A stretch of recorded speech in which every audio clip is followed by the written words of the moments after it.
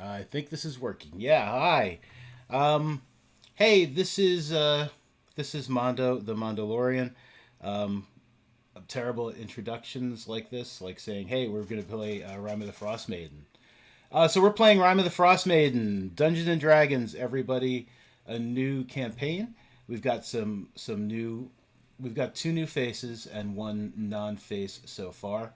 Um, I need to mute this so I don't hear myself. But anyway, yeah, Mondo. With us we have Cleve.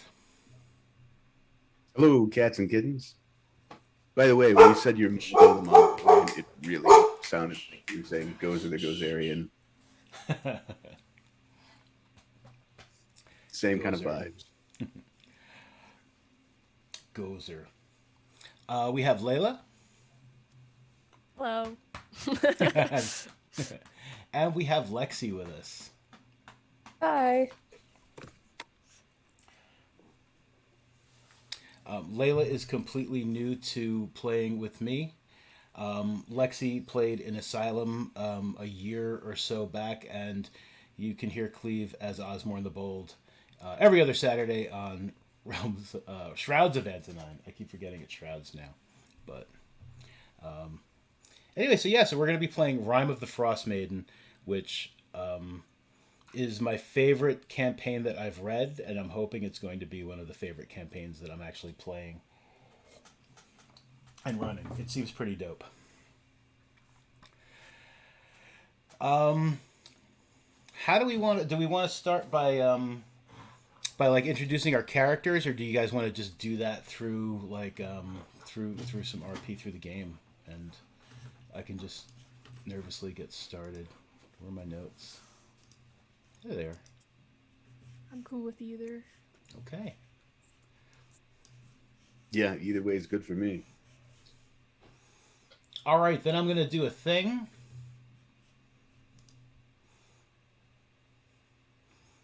I'm gonna bring you guys to the North region, also known as the Frozen Far. And I'm gonna preload the scene here.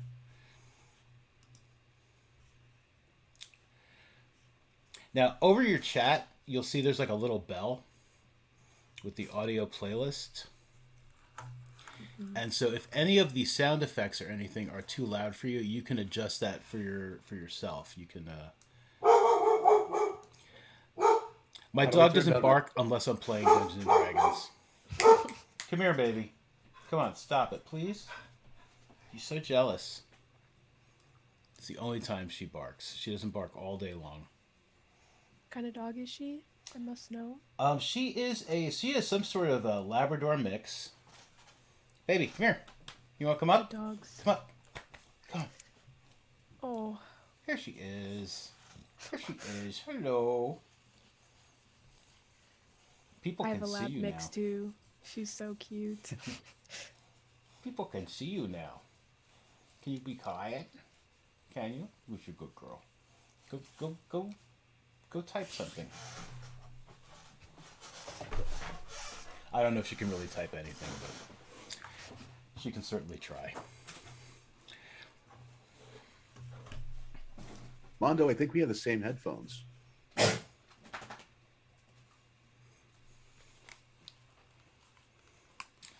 I'm not even sure what kind of headphones these are. My old headphones broke, and I replaced them with brand new ones that I might have bought on Amazon, probably. I mean, I got mine on Amazon. Do they fold up like really tiny? Yeah, they fold up pretty tiny. I think we get the same ones. Headphone twins.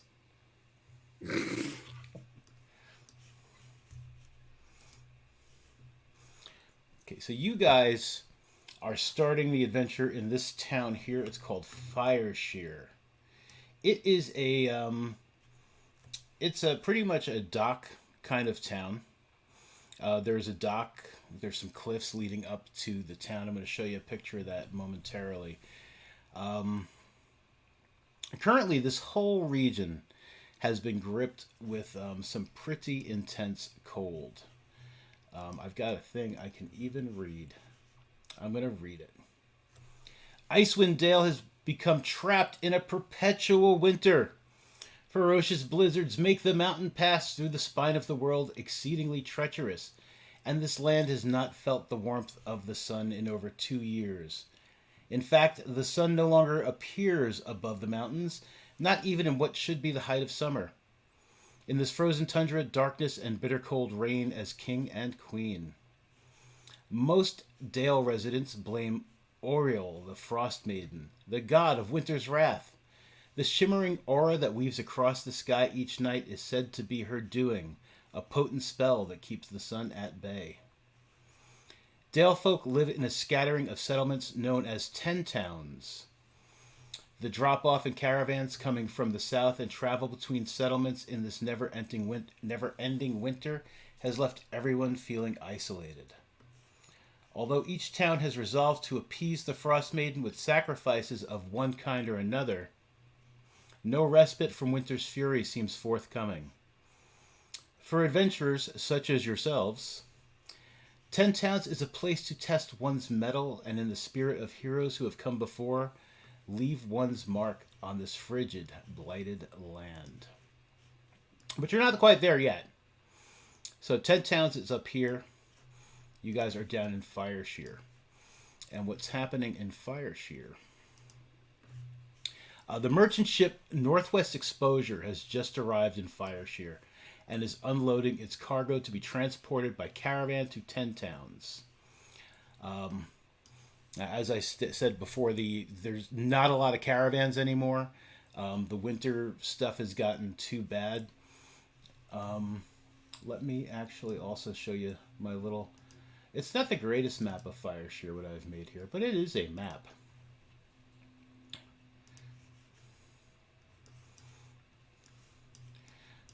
I can assure you, Mondo, it will be the best map of Fireshear I've ever seen. Thank you. I appreciate that. It's beautiful. Thanks. So the bay is actually frozen solid. The northern exposure is probably almost a mile from the actual docks, and they've been like carting stuff in by sled into the town. The town itself is made of these like almost igloo-like stone buildings. Let me zoom out on that there. On top of this very high cliff. So there's a path, which is now icy, winding up and down this cliff to the town proper.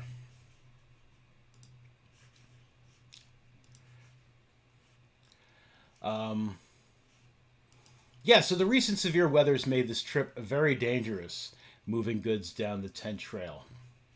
It's about 80 miles from Fireshear to Bryn Shander, and the ranger Osmed Arquez is running a caravan made up of 3 large covered wagon sleds being pulled by his woolly oxes. He himself rides in a cart ahead of the caravan, being pulled by an elk. So what he does is when he's making this trip, he gladly takes along other people on his caravan as either guards, passengers, or as sinners. The sinners are basically folk who just tag along with the caravan. A guard years ago called them sinners. The safety in numbers is where the sin part comes. So he just kind of called them sinners because they're gathering safety in numbers, and the term just kind of stuck. So they're not really sinners. They're just people who don't want to pay to ride in a wagon, but they don't want to travel alone, so they just kind of tag along. He allows them to do that. It's about 5 days from Fireshear to Bryn Shander. The caravan will travel about 15 miles each day typically.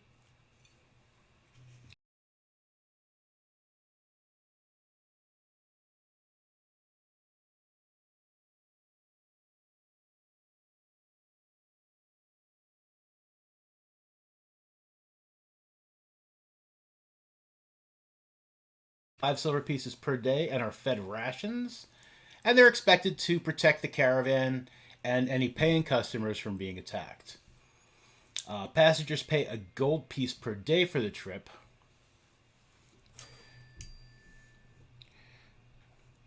I am so sorry.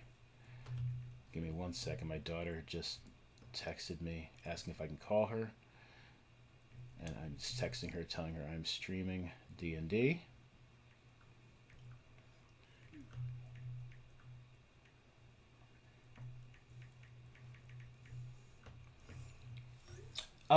So 1 gold piece per day for the trip, which also includes rations and the protection of the guards in case of any attacks. Cargo usually refers to prisoners and the like. They don't pay, they're fed rations, and are as protected as well as the contract to transport them stipulates. And then there's the sinners who just basically stick around with the caravan. Have you guys decided like how you would like to travel with the caravan?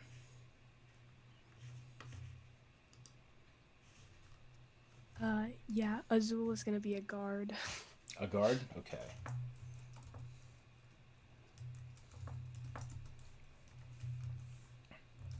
How about Bellamy? I think Bellamy would probably be cargo, most likely. Like a prisoner? Mm-hmm. Oh, Not necessarily. Well, yeah. Yeah. No, no, okay. no. No, she wouldn't. Let's just say she's a passenger. Okay. All right. Easier to explain. Okay. I was like, "Oh my goodness, what's Good what's plot twist. happening?" I mean, you could be if you wanted to, but I thought about it myself for a second. I was like, the option of being a prisoner? Spicy. and how about Percy? Wasn't this the start of Skyrim? I don't even know what that is. Oh man. I know Uh, I'm so far behind on things that aren't D&D. Percy is going to try and convince what's the guy's name? Osmed Arquez. Osmed Arquez, that he's worth 7 silver a day because he is also a ranger.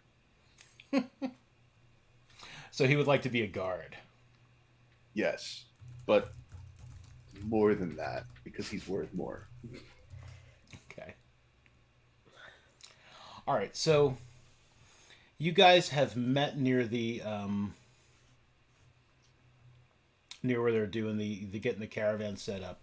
It's going to be leaving first thing in the morning. So Bellamy, you probably would have just spoken with Osmed, securing your transportation. Ozul, he's happy to have you aboard, and as you guys are as you guys are getting yourselves ready to head out of this caravan, like you've just concluded your initial business with Osmed. All right, why don't we start with you then, Cleve? Why don't you describe Percy to us, and why don't you come talk to Osmed? Okay, so Percy is a fairy, first of all. Not a pixie, not a brownie, not a sprite, a fairy. He is about 9 inches tall. He has almost waist length black hair and kind of dragonfly wings that are sort of iridescent blue. And he has a like dark kind of bronze toned skin. And just like little bits of blue glitter fall from his wings everywhere he flies.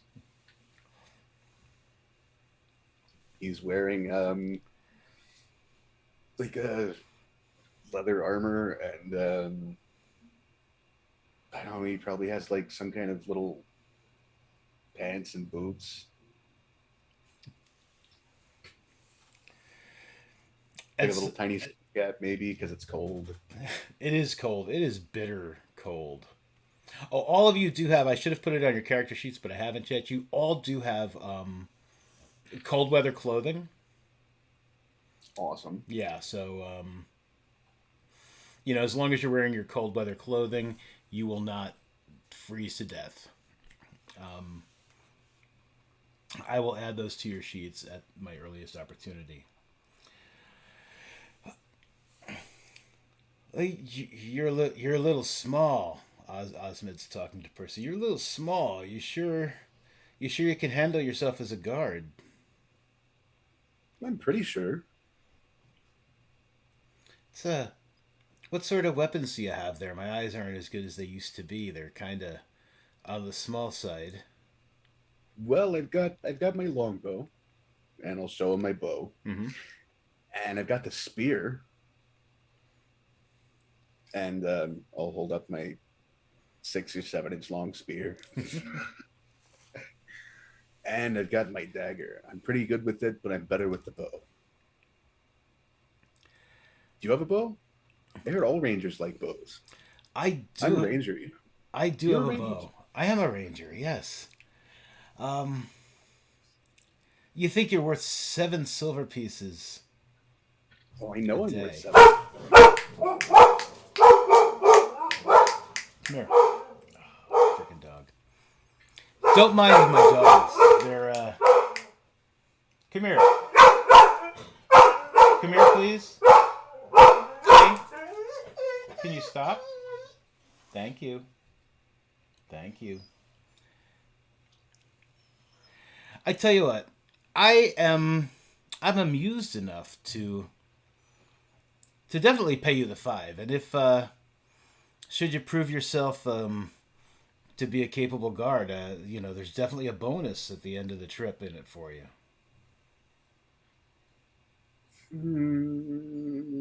Okay, sounds fun. Fantastic. Also, I have bird pipes. They sound like birds. Do they? Yeah, I'll play a little tune on my bird pipes. That's a interesting little too. We don't get as many birds here in the frozen know. far as we used How does to. the sun come up? That's why the sun doesn't come up, because there's no birds to sing in the morning. It could be. That very well could be.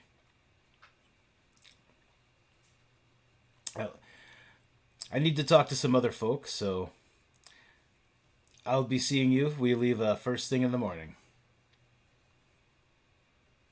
All right, I'll be here. Okay.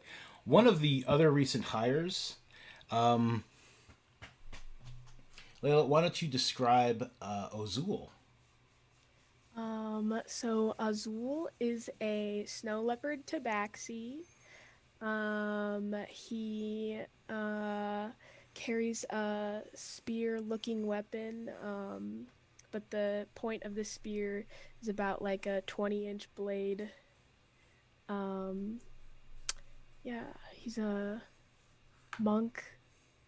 And he has a wide brim rice hat covering his mysterious guy. It covers his face as he walks up to the caravan leader. Azul. So you've hired on, and I've never met a tabaxi before. Oddly enough, we don't get many of your type up here.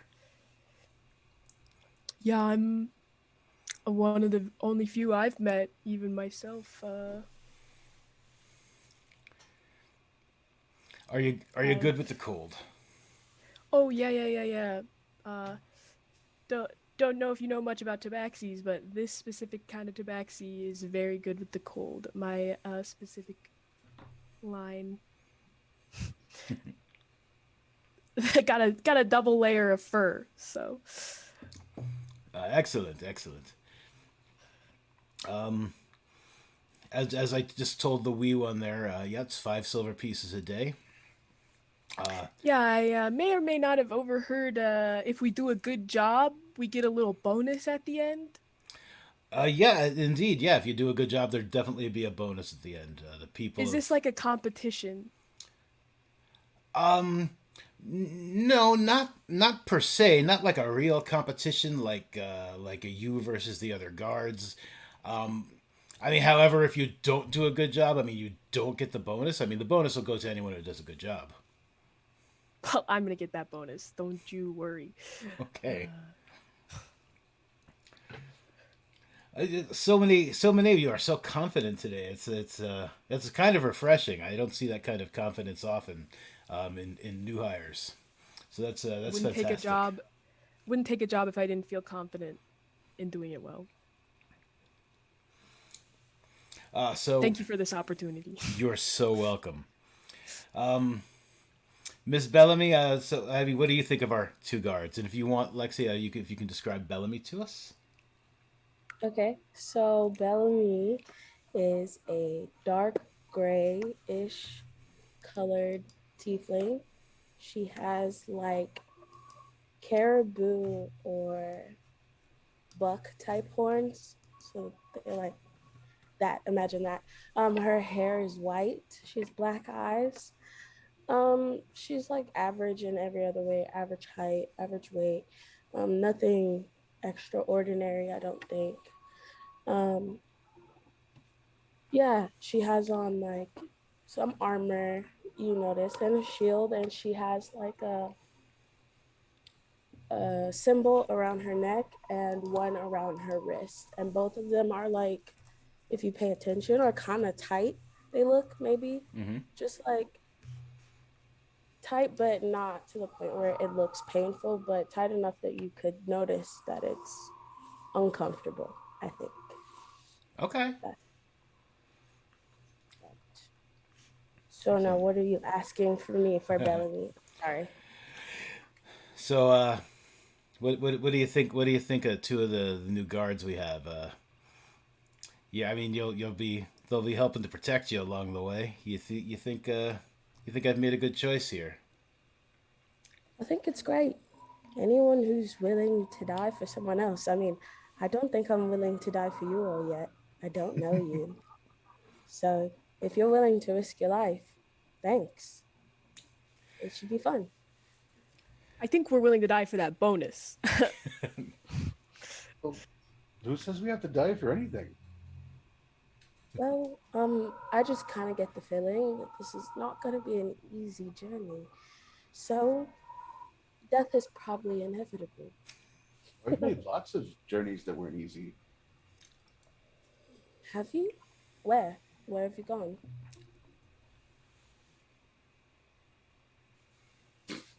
That's a solid question. Like I have no idea.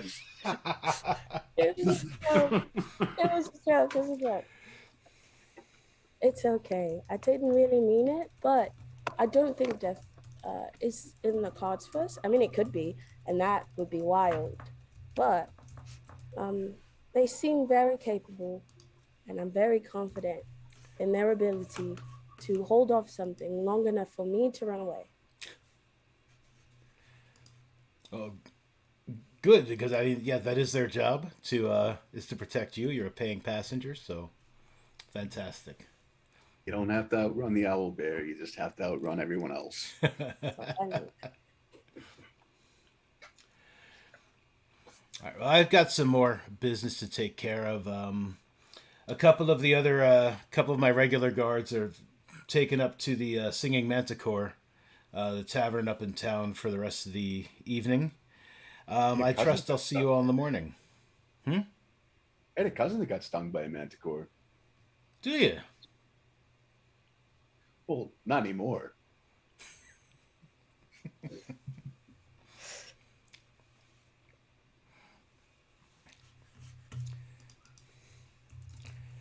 He just kind of shakes his head and it's like, okay. All right, see you all in the morning. He just walks away. So what would you guys like to do?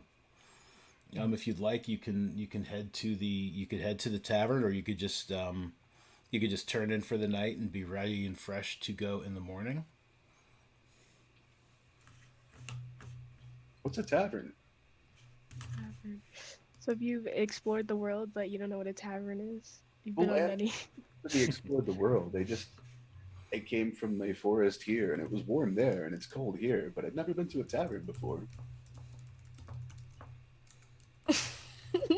Azul hears this and like goes to slap him on the back, but like slows down and realizes it's like the size of a bug, and then we're like, I'll take you to a tavern.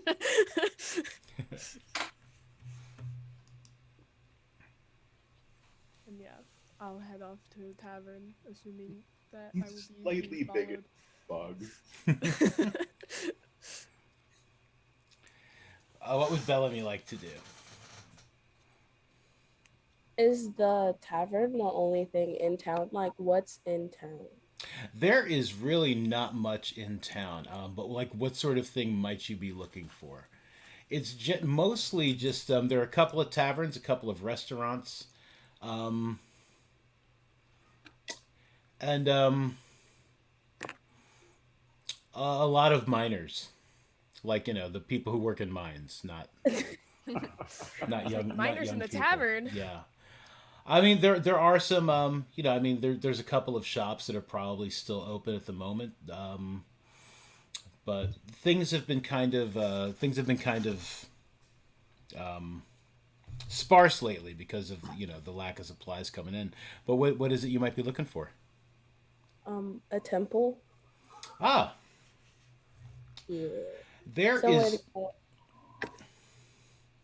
there is not a like a proper temple, Okay.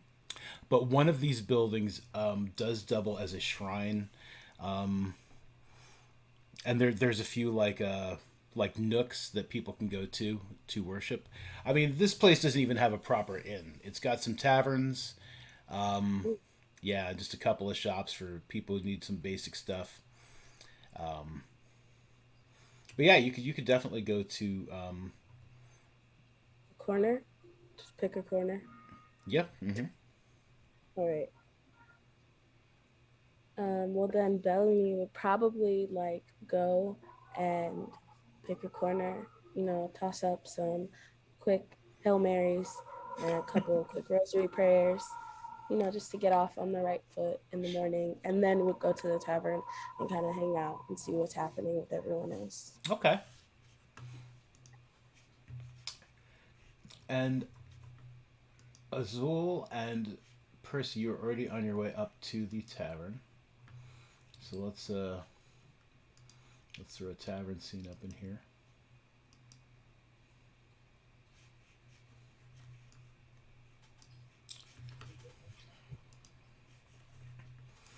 So I'm going to dump your characters on the thing just so you have access to their sheets.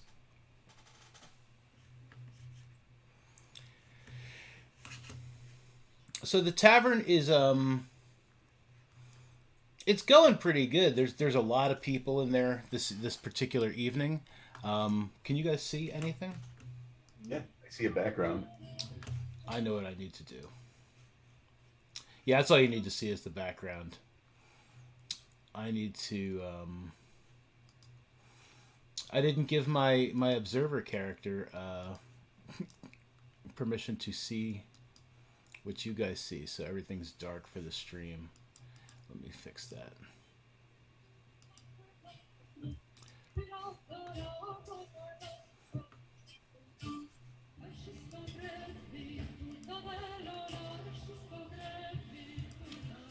I think I'm fixing that.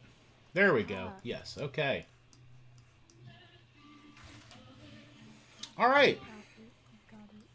Yeah, so it's pretty bustling. I mean, some of the supplies that have come in, there's been some fresh vegetables come up from the south, so that's always something that's going to make people feel a little bit better. There's fresh wine, there's some ale, things that these people haven't seen in a while. These miners have been thirsty, they have been hungry, so they're kind of filling the place up, and they're really kind of enjoying themselves. There is a table if you guys would like to go sit at a table.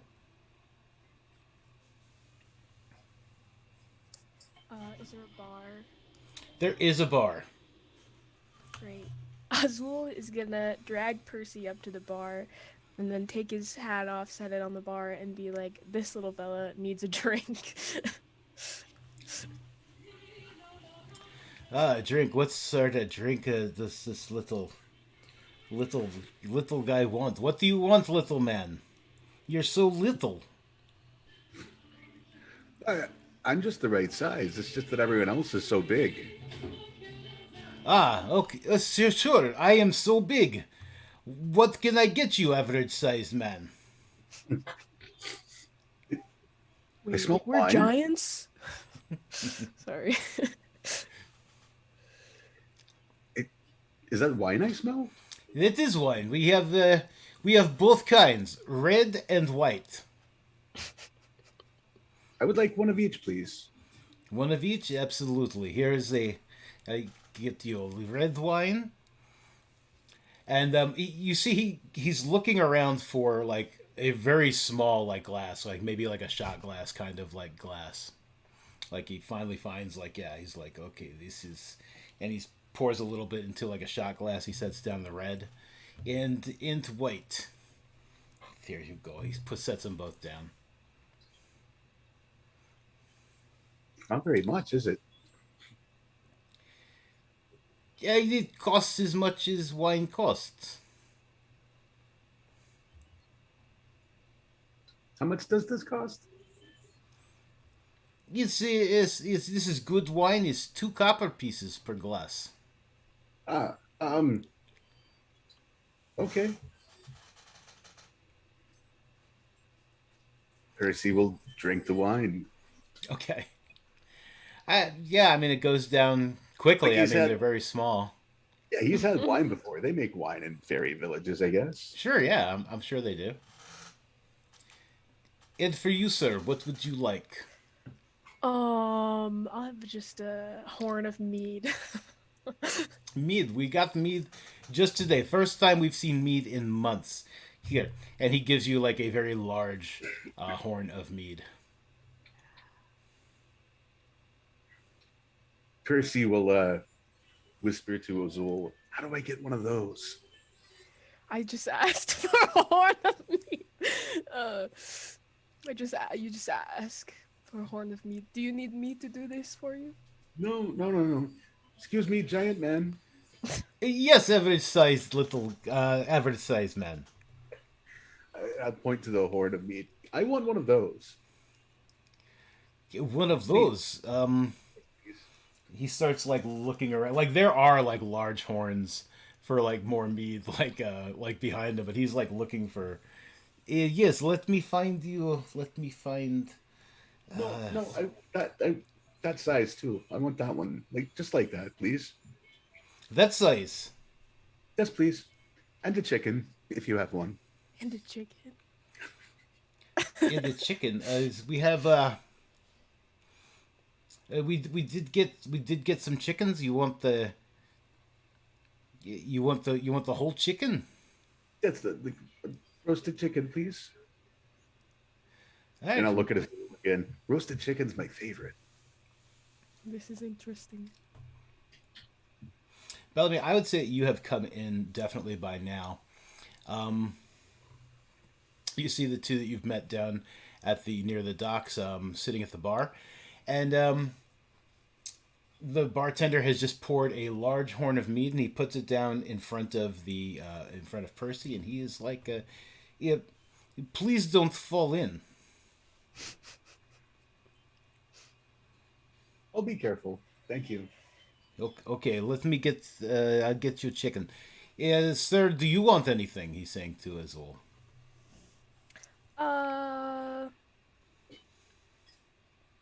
No, I'm good with the mead. Excellent. All right, I'll be back shortly with chicken. He wanders off. So kind of just sips his mead, interesting and waiting for Percy to try his. See if he can Yeah. pick up the glass. I'm sure you can pick the glass up. Yeah, so like Percy just takes little tiny sips of it, but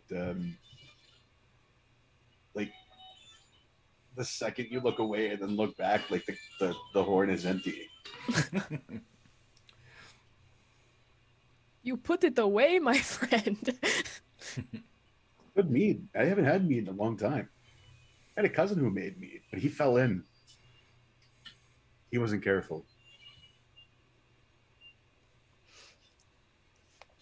It's a shame he drowned. Don't you fairies fly? Can you not fly when wet? We told him just to fly out, and we tried to throw him a rope, but he pushed the rope away 6 times before he finally drowned. This might not have been an accident.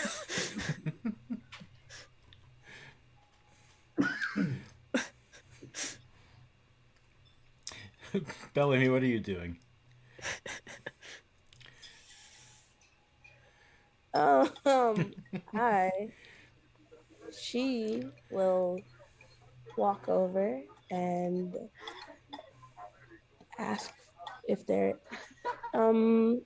is anyone sitting with you all? Can I sit with you? Do you mind? Of course, anyone on the caravan is protected by us, so you can sit with us.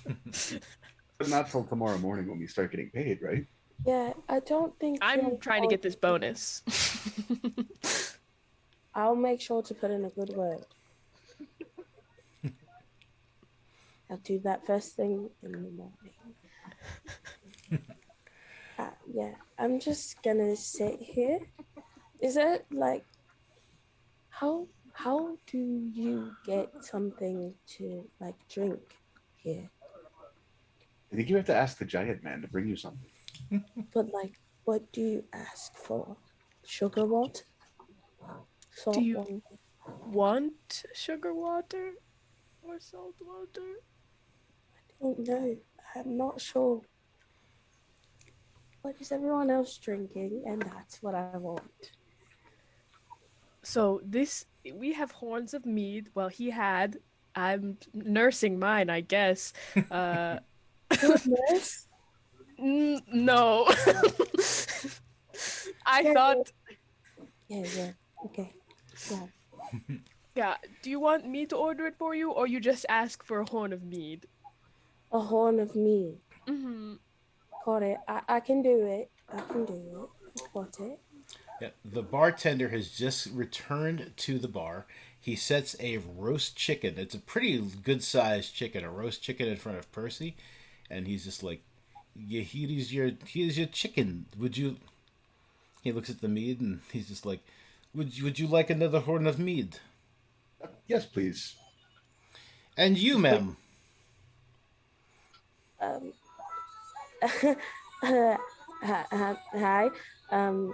Hello.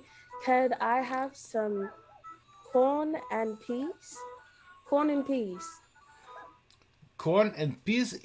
We just got corn and peas for the first time in months. I will get you corn and peas. Would you like meat? We have elk. We have knucklehead trout. Knucklehead Trout.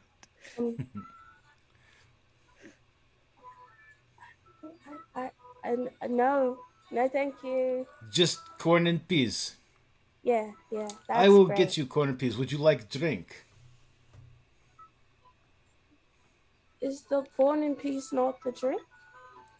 Oh, I was like, I thought you wanted food too. Sorry, she means horn of meat.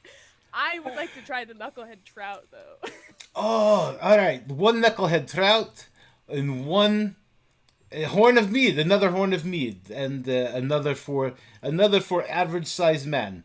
And he pours 2 more horns of mead, and he runs off to get a knucklehead trout. Hey, Azul. When you get your trout, if I give you some of my chicken, could I try some? Oh yeah. I always wondered what trout tasted like because I had a cousin who got eaten by a trout. She was flying really close to the water in the summer, and a trout just, like, she was a big mayfly. How did you survive? You have a lot of stories of death in your family. And it seems like you lived in a dangerous place.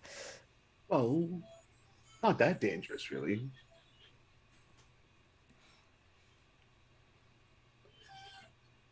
All right then. Bellamy, how do you like the mead? Sorry, I was literally Googling what is mead. Not a joke. You know, I don't, it,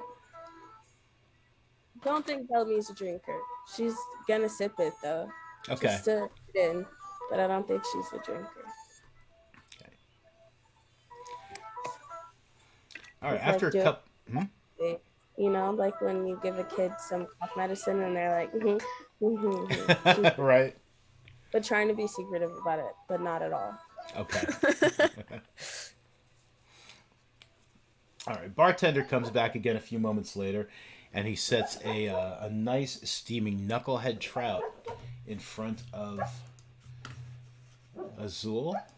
I might even have a picture of, probably not a cooked one, but I probably have a picture of a knucklehead trout that I can show you so you can try to imagine what it looks like when it is cooked.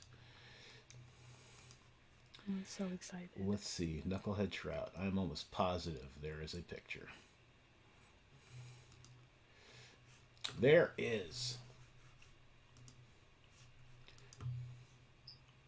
So that is a knucklehead trout. I asked Percy, did you want the knuckle? It's the best part.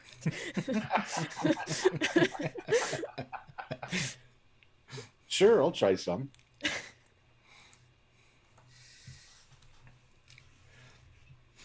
And like as soon as Azul's attention is turned to No, carving, don't do this. Oh, don't eat my back, whole like, fish. nothing left except like a chicken leg, like all the meat on it and like all the bones and cartilage and stuff just sitting on the plate. So I wanted the leg anyway. I was really excited to just grab the leg off of that chicken. So you know what? You did me a favor.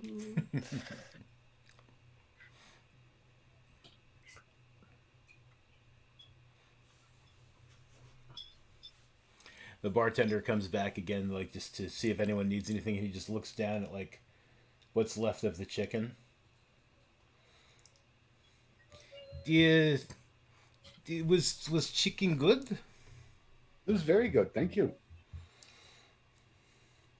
Delicious. I tried some. Did you have the leg? Did you? He points at Bellamy. He's like, "Did you have any chicken?" No, I didn't. I'm sorry. Did you want some chicken? I did. You know, no, thank you. You've already eaten it. It would be gross now. Oh, I should have offered the lady the knuckle. I'm so sorry. Okay, well, call me if any of you need anything else. And okay, yeah, and he just like looks at the carcass of the chicken again and just kind of wanders off. Take care of some other patrons. Would either of you like this horn of mead? It's on me. You can have the rest of it.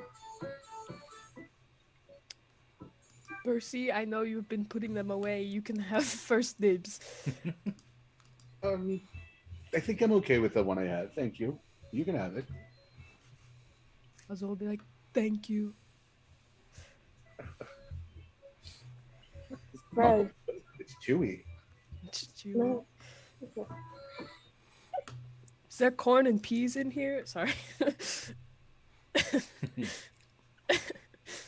Did I hear someone ask for corn and peas?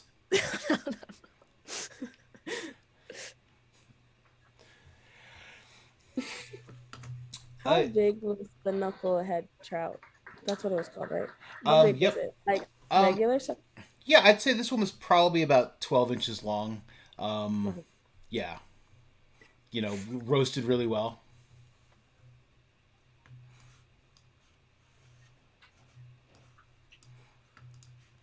So it's definitely like a good, you know, and it's meaty, so.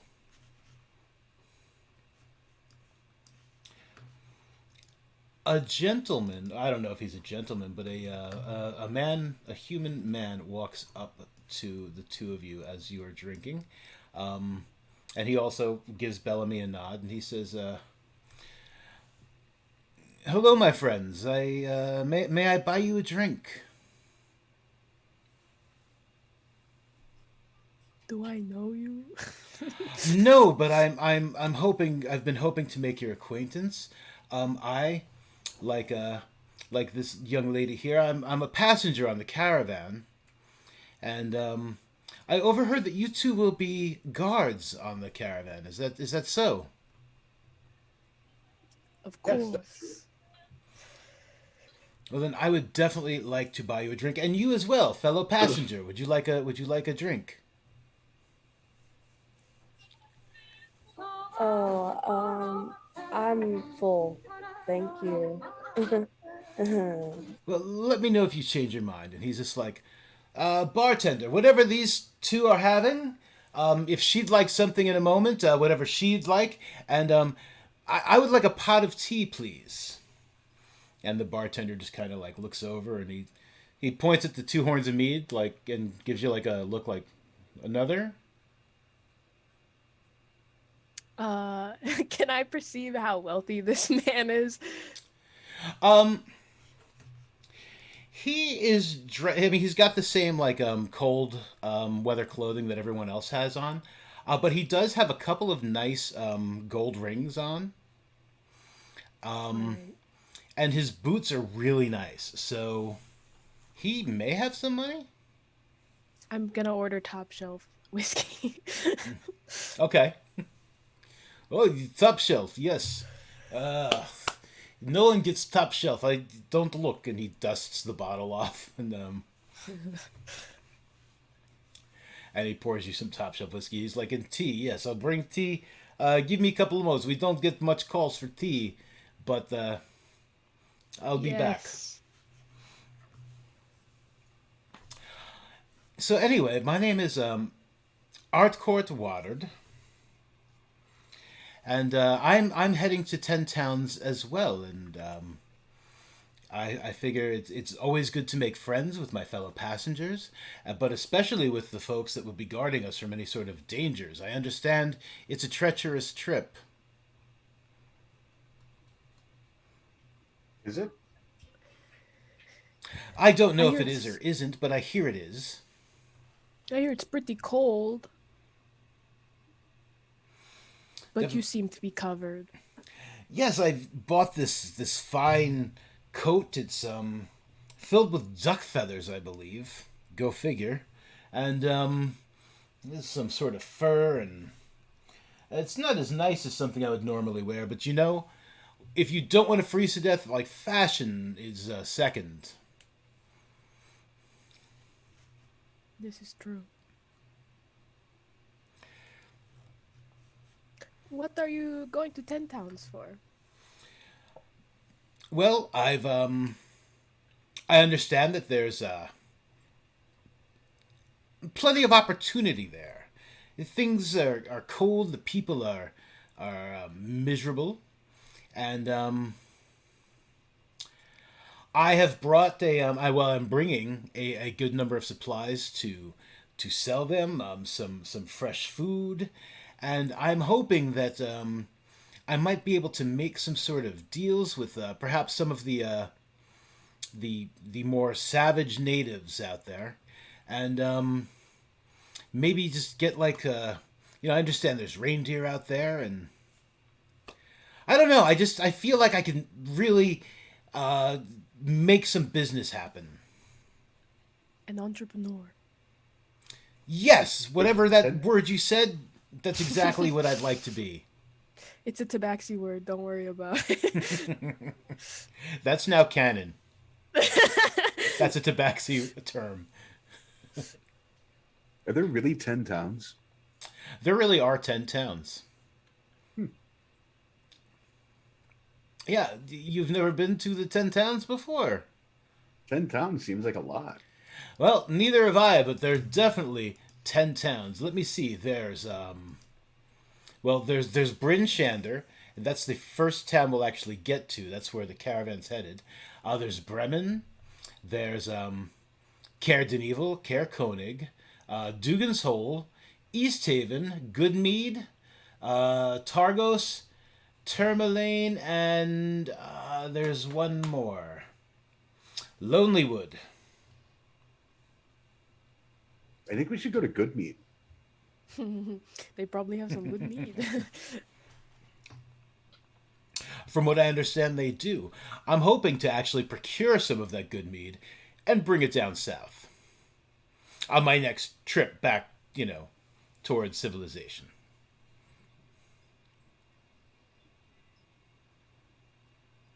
Is it this civilization? Well, I'm originally from Waterdeep, so this Fire Shear place is. I mean, do they people call it live fire? here. Why do they call it Fire Shear? I don't know.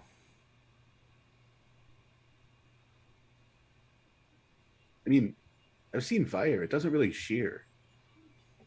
I don't think town names are always literal, like Goodmead. Sometimes they are.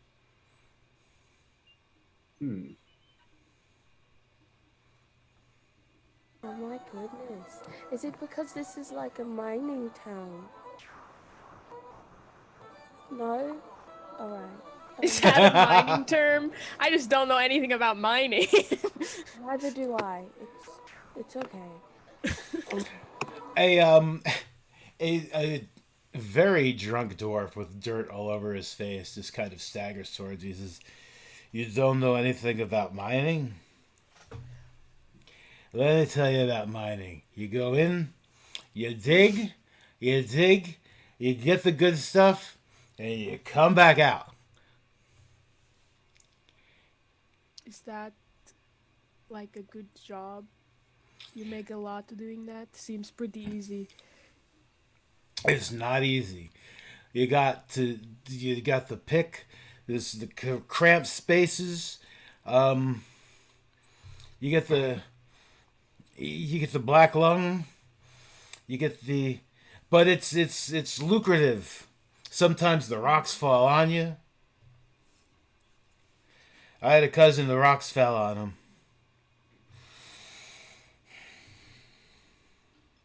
Sad day. That is very sad. The Rocks are very heavy.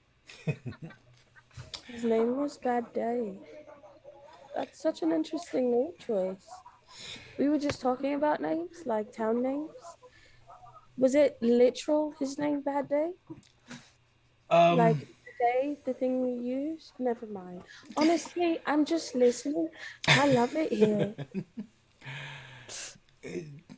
his name was Steve, but if we could have named him Bad Day, we would have. He certainly had a lot of them. In fact, let's call him Bad Day now. Sound To like Bad Day! And he raises like an empty glass. A bad day. Let's get this man another drink. Like, bartender, let's get this man a mead. He's mourning Bad Day. The bartender brings over another mead. Now, this other gentleman who's been trying to make your acquaintance, he is like looking at this dwarf, like this dirty mining dwarf, like as if he were like, ooh, ew, yes, no, get the gentleman, He's kind of like inching away. It's like, please get the gentleman a horn of mead.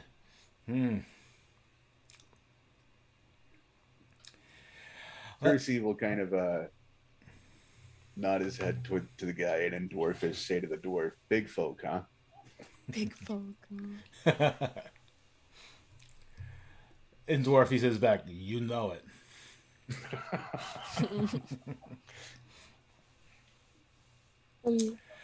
Well, I suppose I'll take my leave of you folks at this time. But I look forward to traveling with you. Have a wonderful day.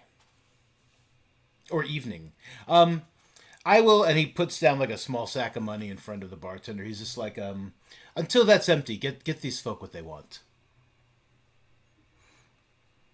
And then he gives you all like a little nod and a bow.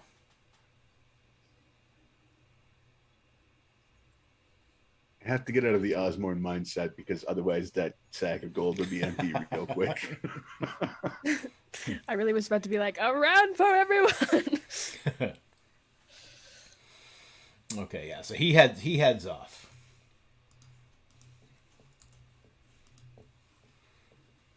Percy's gonna call after him. You forgot your bunny bag. No, Percy, no. He just kind of waves. And keeps going.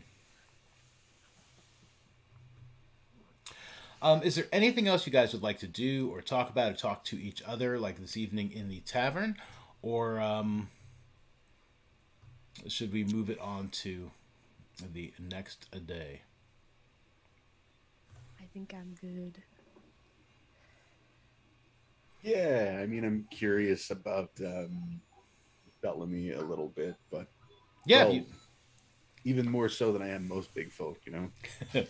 I'm curious about Bellamy too. So if you wanted to talk to Well, Bellamy, so where are you from, Bellamy?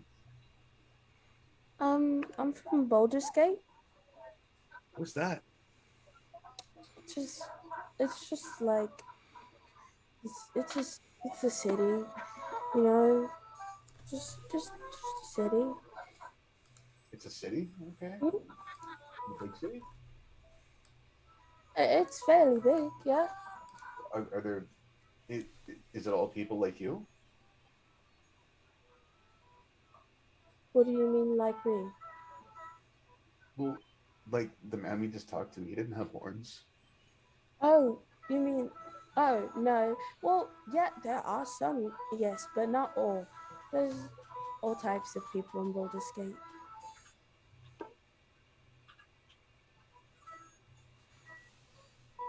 It's like an interesting place. Maybe I should go there sometime. Yeah. You can come with me. I'll take you.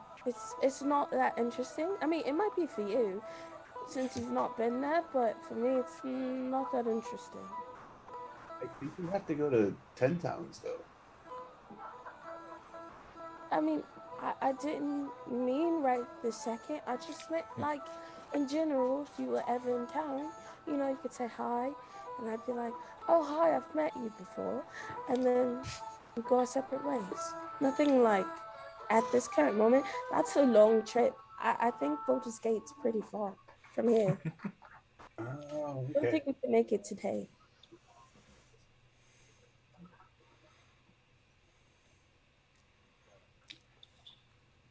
the dwarf looks at Bellamy and he's just like, "Are there still dwarves in Baldur's Gate?" Sure. There's all types of people. Dwarves founded Baldur's Gate. And then he just gets up and he just kind of like dances away. Oh yeah. Azul likes this dude.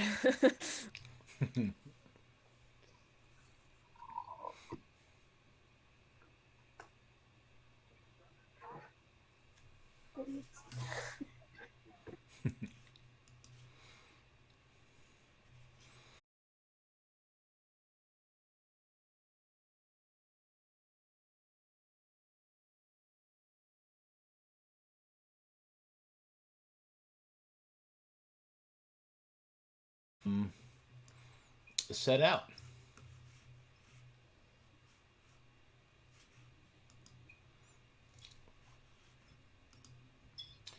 I'm going to move you guys to the caravan here.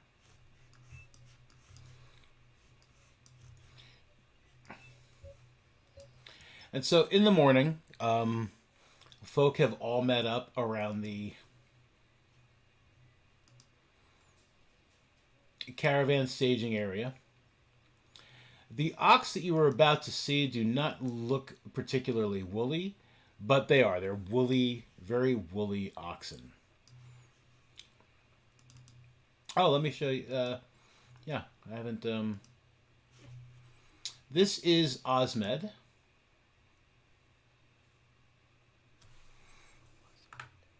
Only he's like probably wearing like a parka or something. I may need to make an adjustment to the map so you guys can see. Yeah. Okay. And then I need to put your tokens on here. Duh. There we go.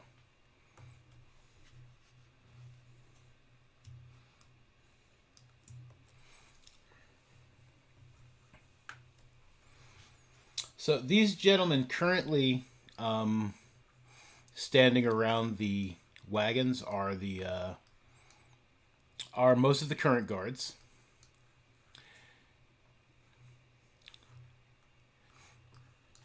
Bellamy, the center wagon is where the passengers travel. And let me get my little NPC here. He is in the he's in the traveling wagon. So if you guys like, you could set yourselves up wherever you would like. One of the guards is driving each one of these wagons. And another is typically walking beside, although, to the best of your knowledge, like if you wanted to, like, sit up there with them, like you absolutely could.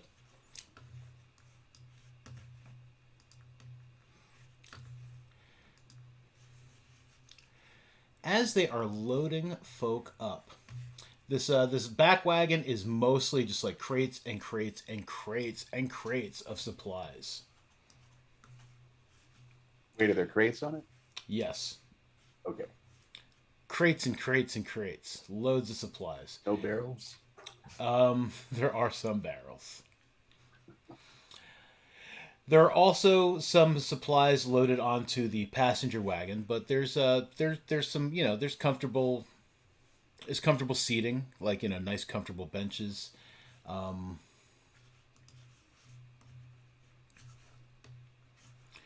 In the front wagon, which is mostly provisions, as you guys are loading up, a couple of the guards bring a woman out. She is a half elf. She looks like she's very physically fit. She's got good muscles. She looks a little on the sad side, not necessarily like worried, but just a little sad and maybe a little angry. As they bring her closer, you notice she has got manacles on her ankles and her wrists, and they are chained together. So whatever they call that setup, the full set of manacles. Shackles. Yeah, she's all shackled. Thank you. They they bring her to the front wagon, and they help her. I mean, they don't seem to be treating her poorly at all, but like she's definitely a prisoner, and they put her on the wagon. One of the guards gets inside with her.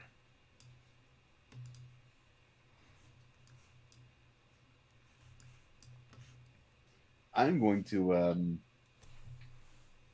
sort of flutter over toward Bellamy. Mm-hmm.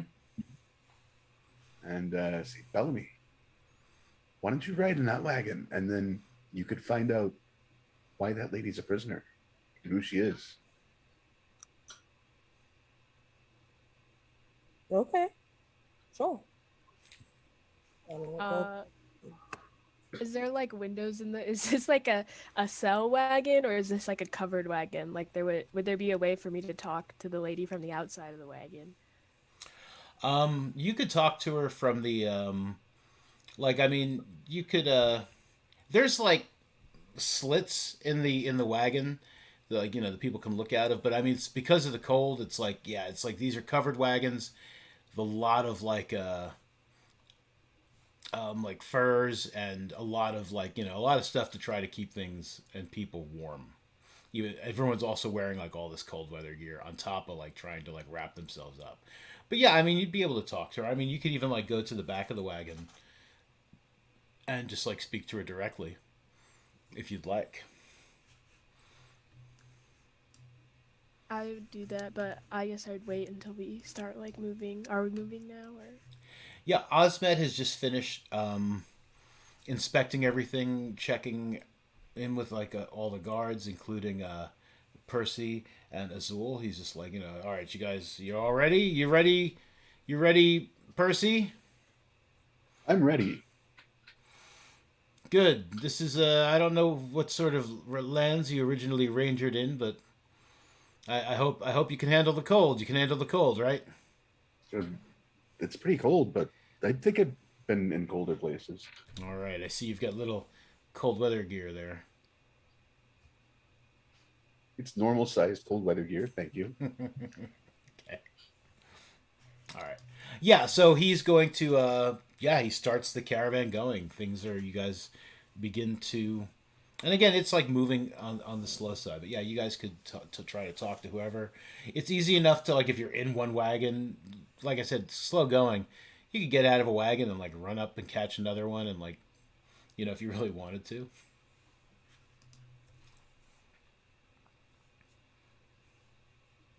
Yeah, I would say like Azul started when the caravan started going. He started in the passenger cabin, but kind of meandered his way up to the prisoner cabin or whatever, um, and says in Elvish, "What did they get you for?"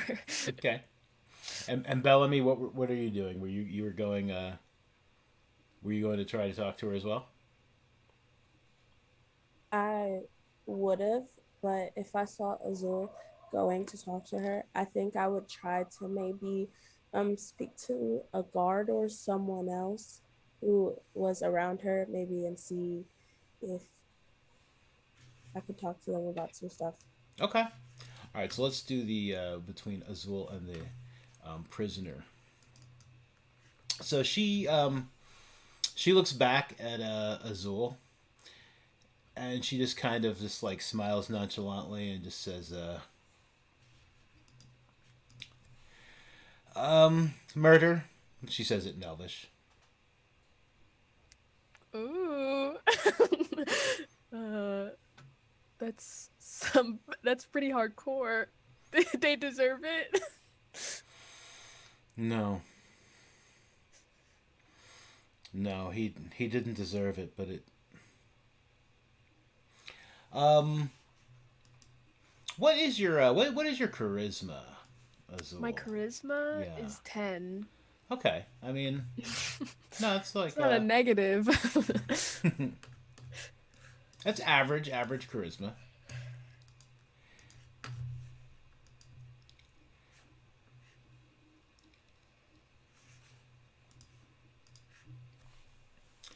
Yeah, so she says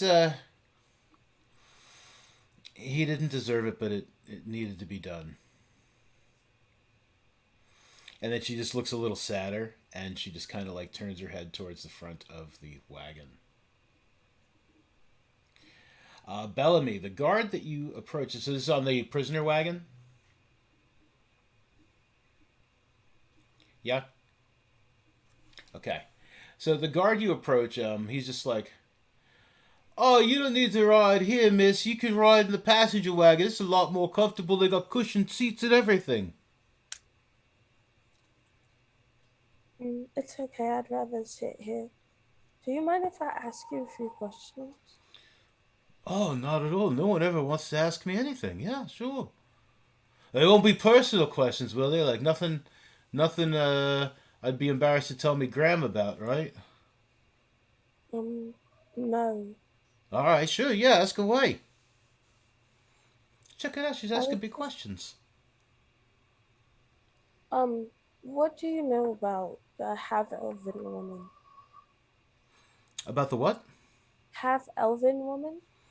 Oh, this one here? Not much. Just she committed a murder. Um, somewhere outside of Bremen, and she was on the run for a while. And some bounty hunter found her, called her, and yeah, she's going back to stand trial. Right. Okay. Well, thanks. That's all I needed from you. All right, rock on. Rock on. Rock off. Yeah. Ooh. Is that, I'm not sure what I'm supposed to say to that. No, Um, yeah, you are. That was good. yeah, that's all. Yeah. So Bellamy would go and try to just like not even necessarily immediately talk to her, but like sit down and then be like, "Oh, hi, I'm Bellamy. What's your name?" She seems like a little like weirded out. It's like you're a passenger and you've come and like you've totally disarmed like this guard. Like he's like by just asking him questions. He was like, so what is your charisma? It's probably fairly decent, I would think, right? No, it's Oh, not. okay. What is it? It's not bad, but it's not great either. I'm pretty sure I'm looking right now. Sorry, Okay. it's 12. Okay, no, yeah, that's Better It's than all. Better than sorry. average. okay.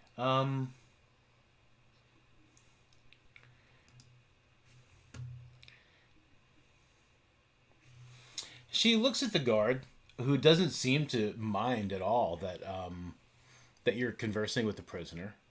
Um, and she's like they call me Lantha.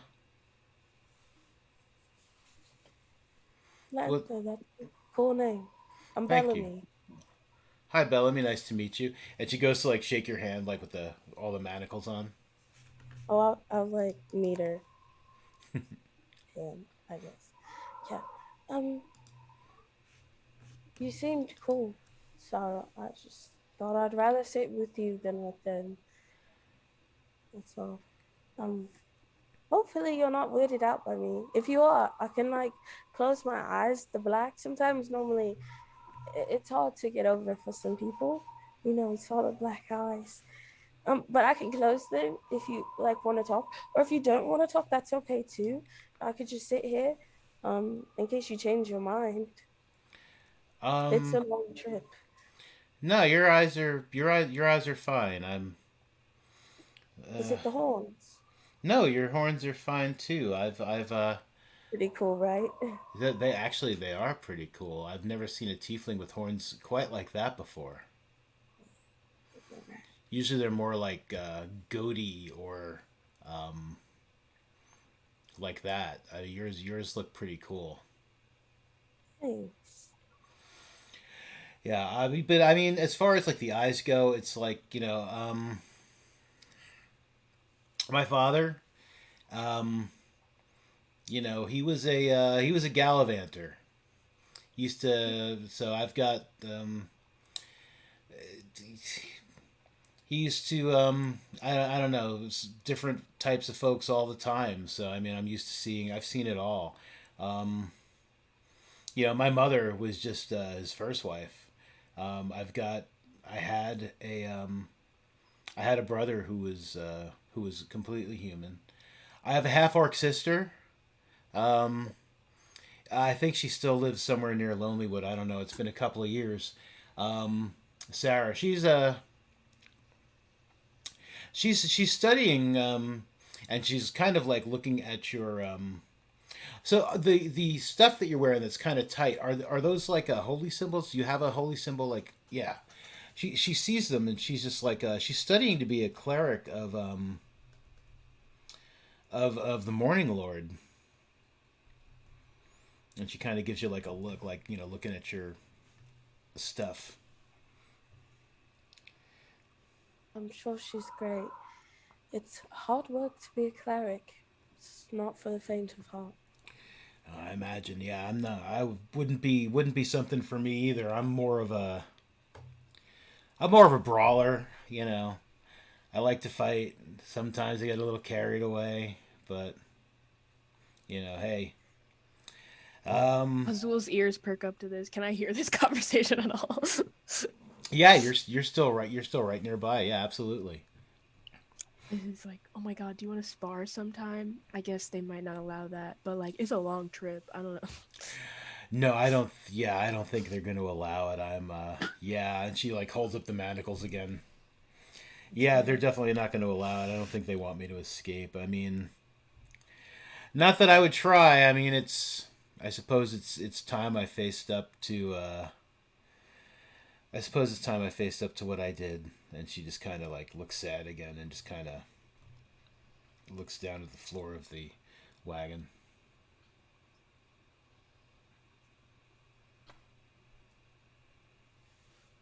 Well, it's not me. It's not for me to pass judgment on what you did or didn't do.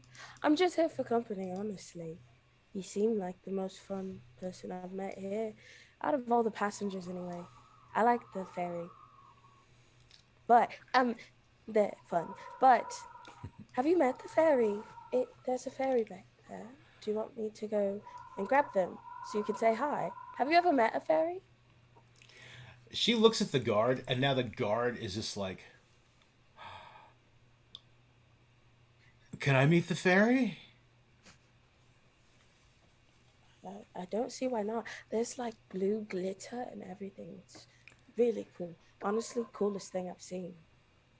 Lantha looks at the guard, and she looks back at you, and she's like, "Yeah, I'll meet a fairy." Cool. I'll go find Percy.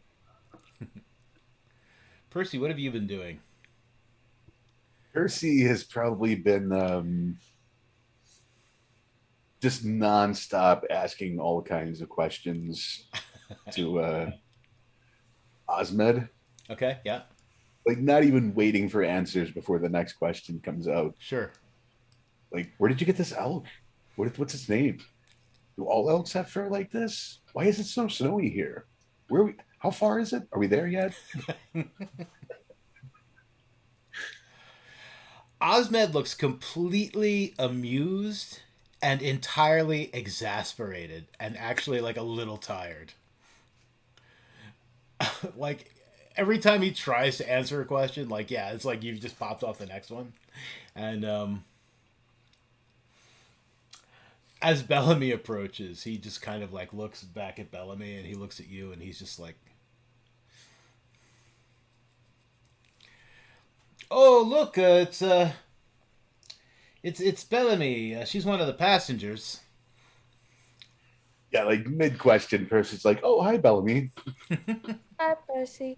I was telling some people about like how cool you are and that you're a fairy and that you have blue glitter and stuff, and I told them that they could meet you. So can you come back here so that they can meet you?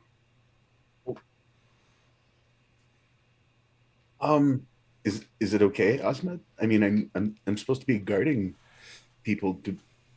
Is it okay to go just talk to people? Though, sure, you can talk to the as long as if something happens, as long as you're ready to defend the caravan and the people on it. Yeah, no, you can talk to the passengers all you'd like. Get please. Are you sure you don't want me to stay up here with you? Yeah, no, I'll be fine. I'll be fine for now. Yeah, I'll be fine. All right. I've got I've got Moose. I've got Moosey here to. That's the name of my elk, Moosey. I've got Moosey here to keep me company until. Yeah, please go. Please. Yeah, all right then. Percy will slow up his flying and let the caravan sort of catch up to him and go to where all these people are that want to meet him, I guess. Okay. Yeah. So Azul, you're walking behind the wagon. Yeah, I mean, I might meander off a little bit at this point. Yeah, Okay. Azul's gonna take out his pan flute and start playing it Okay. while he wanders, Mhm. like, between caravans. All right. And so Bellamy, you're bringing Percy back to the wagon. Um. So yeah. So Percy, you see, there's like a guard who looks like his eyes go wide when he sees you.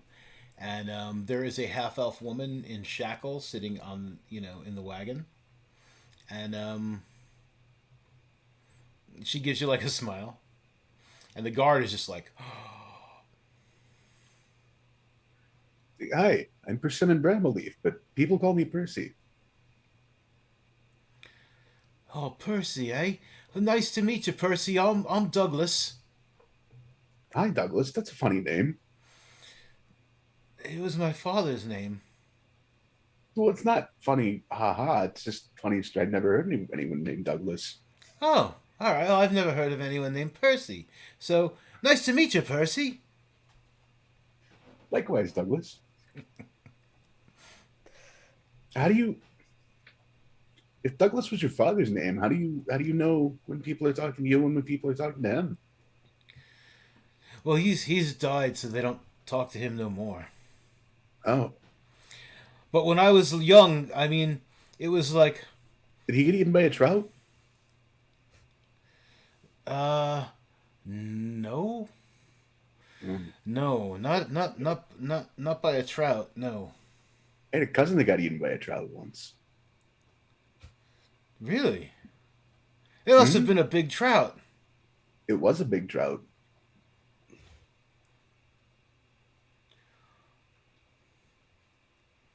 No, my father got eaten by a chest. That doesn't sound right. It's not right. It's not right at all, Percy. And he just puts his head down and looks like really sad. You just broke this man by bringing up his dead father. I just brought the sun right out for that guy. Oh, So I'll turn my attention to the lady sure. and just start rapid firing questions to her, like, "What's your name? Why are you in chains? What are they comfortable? Do you want to get? Can you get out of them? Do you want to be out? Did they lock you in them?" Um, I'm not sure if I'm answering these in the right order, but Lantha, um, hello, yes, no, no, yes, hello, no. They're not very comfortable. I would like to be out of them, but it's probably best that I stay in them. Wow. She looks at Bellamy. She's like, he's definitely a fairy. He's something, all right. And she smiles. I mean, she's like, she's not, she's amused. This is Percy's a nice guy. Perhaps. Like, look at the glitter. It's so cool, right? It is pretty cool. And the wings and the hair. Like, it's cool. It's cool. Next life. Next life cycle, fairy. I'm calling it now. I I might like that myself. Well, dragonfly wings are the best. Some fairies have butterfly wings, and some fairies have moth wings, and some fairies have beetle wings. I You can think say I might dragonfly like wings are the best when you can pick moth wings. or beetle wings. I think I would like beetle wings. Beetle wings are pretty cool. They can go in and out. They can, but they also have a shell. No, I think I'd like that. I think I'd like a shell. Turtles have shells too. Do you want to be a turtle? Or snail? Snails have shells. Clams have shells too. Do you think clams and turtles and snails are all related? To beetles? Maybe. I wonder if there's any snail fairies now. I've never met a snail fairy. Or a clam fairy. Or a turtle fairy. What else has shells? Crabs have shells. I've never met a crab fairy either. I did meet a crab once, but it ate my cousin. So it wasn't very nice.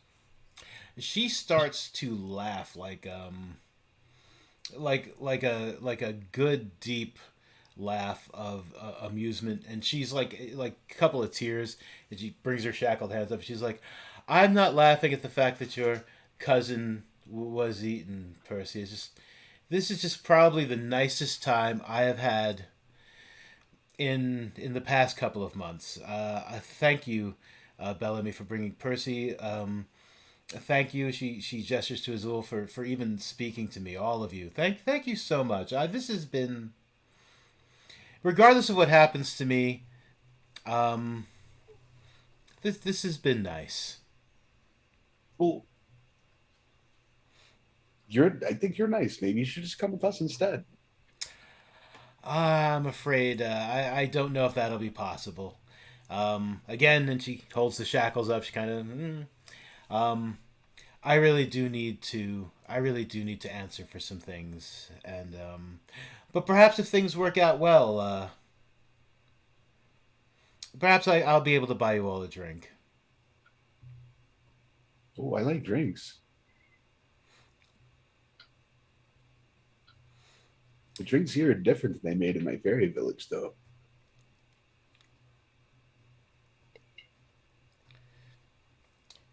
What are the drinks like in your fairy village? Bigger? Bigger. I like that.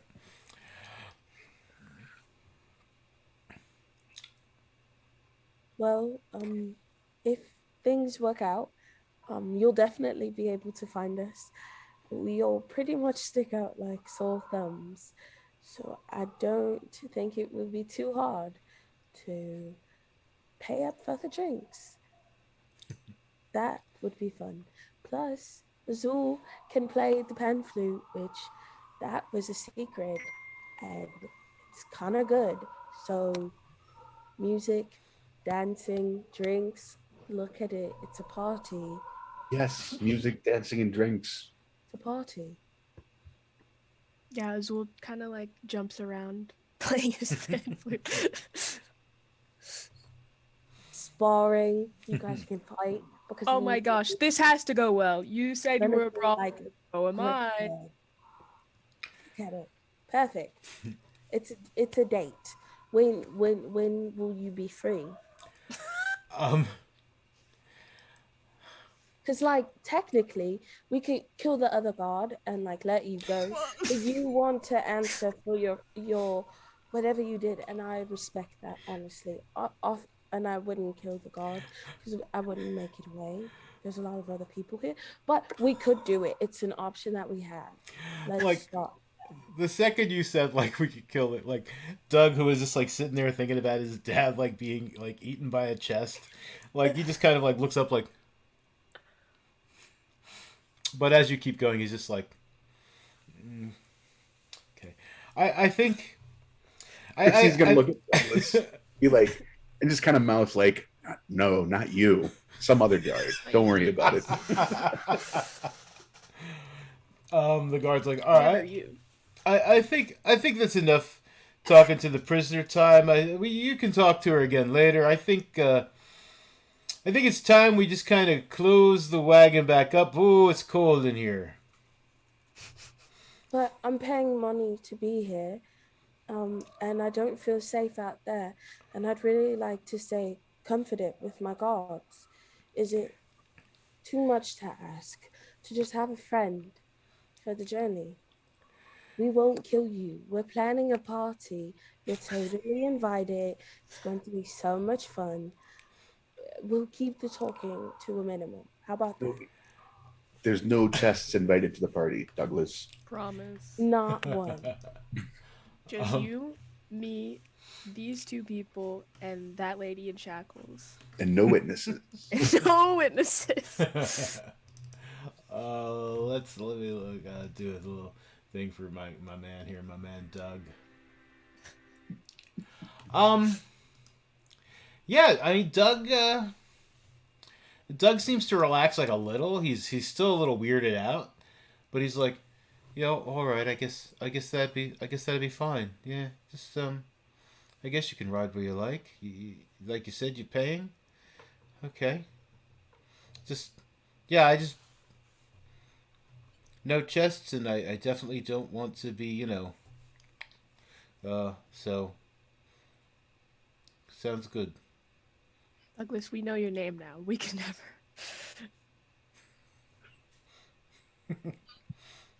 He does kind of like scooch back a little bit, but Percy will go outside and start playing his bird pipes. Oh! Uh-oh. Percy, are we starting a band, Percy? Well, Percy is convinced that the only reason the sun comes out is because the birds start singing in the morning. So if he plays his bird pipes loud enough, maybe the sun will come up here and it'll get warm. It's a logical conclusion. Okay, I think this is a good place to take a quick break if anyone needs to bio or get a refill of something to drink. So we're gonna go for a quick break, and we'll meet up back here in about 5 or so. Sound good, guys? Dope. Alrighty. Awesome. If We you will wanna be flip back, flop. folks.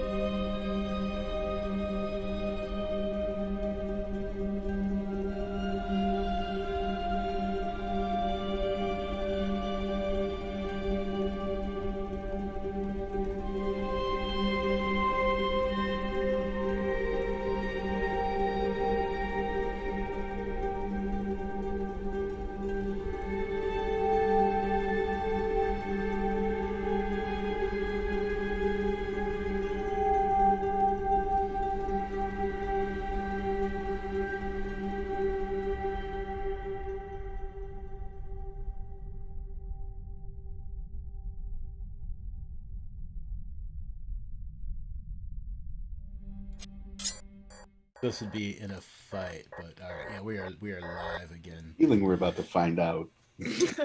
Maybe. Oh no, Douglas, don't. Okay.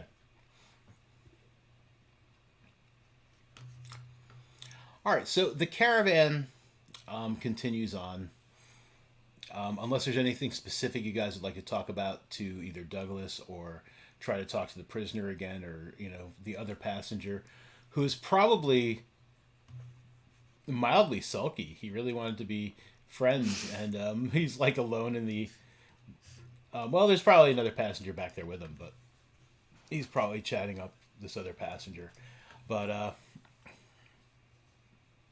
yeah, we'll move things along a couple of days, if that sounds all right with you guys. Yeah. Okay. All right, so a couple of days into the caravan trip. Again, it's pretty slow going. The weather's terrible. It's constantly snowing. But you guys make it to the halfway point, which is a fairly large town, almost a city, called Hundlestone. And let's bring you guys to Hundlestone. I got stuff in the way. Move. There we go.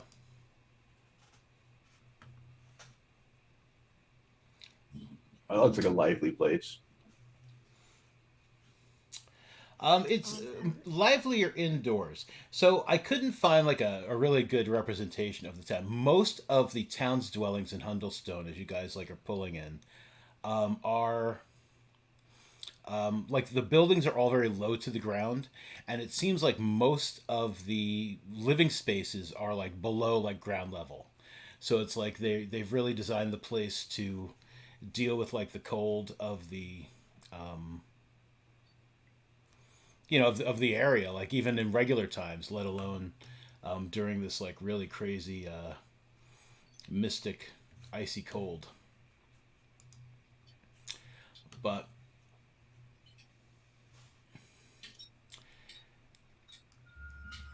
you guys arrive in Hundlestone, and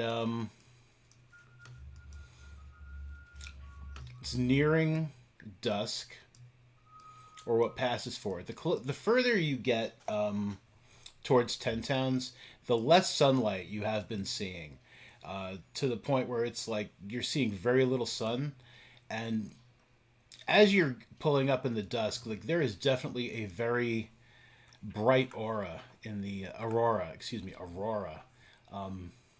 in the sky. It seems very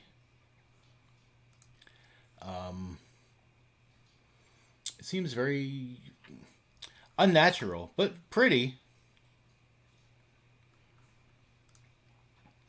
Unnatural but pretty auroras. Anyway,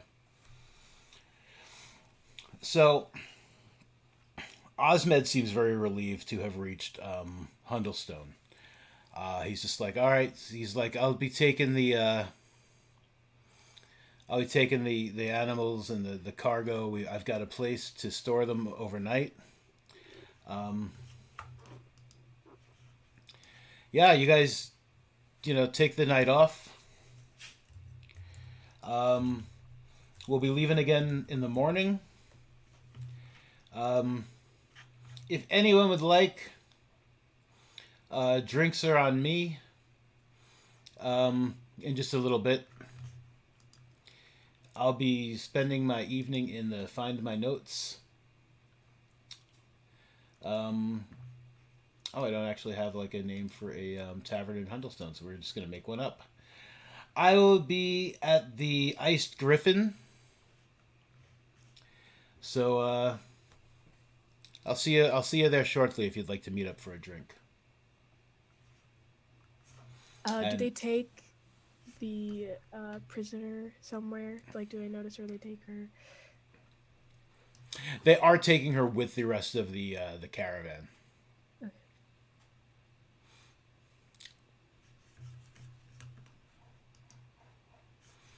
And yeah, I mean, there's a sign of the Iced Griffin. It's literally like a griffin, like with the one paw raised, like you see sometimes on heraldry, but it looks completely like iced over, like it was frozen in a cartoon or something. It's like there's like ice dripping from everything. The iced griffin. I should probably write that down in case I need it later.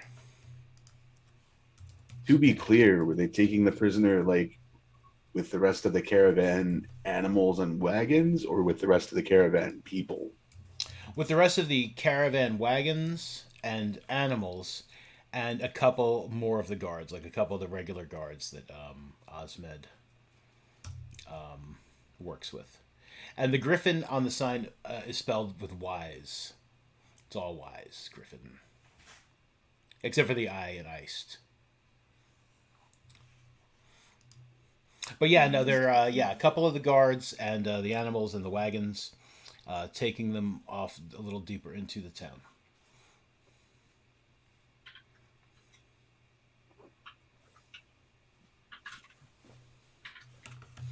What would you guys like to do?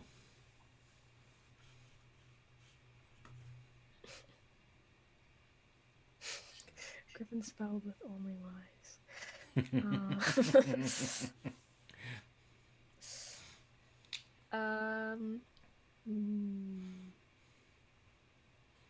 I don't know. I want to know specifically what this lady did because she seems like a nice lady. I don't know why she would kill anyone, but I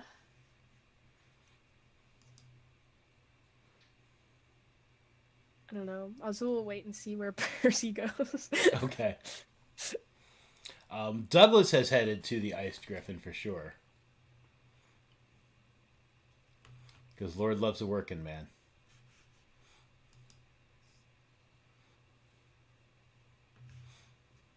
So I guess Percy will also go to the Iced Griffin, but once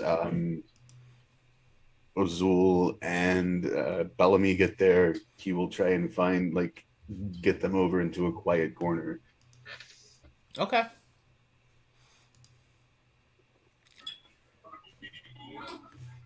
Oh, we can turn that down a little bit too.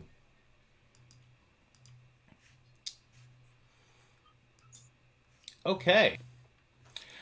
So, as I said, like the all of the buildings are low to the ground. We need to configure this so you guys can see. I think. Oh no, I just got to put your. There we go. That's what I need to do. I got it. Fixed it. But I will pull your characters on there also in case you need them. And we can copy Douglas out of because Douglas is gone.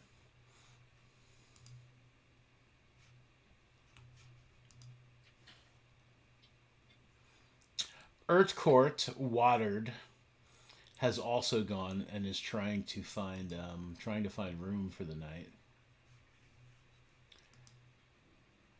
Oh, it's taking a second to load. But yeah, so if all of you have headed into the Iced Griffin, yeah, I mean you can definitely try to get them in a corner, Percy.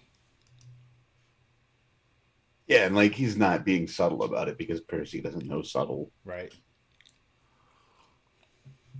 He just like finds a dark corner and he's like, Azul, Bellamy.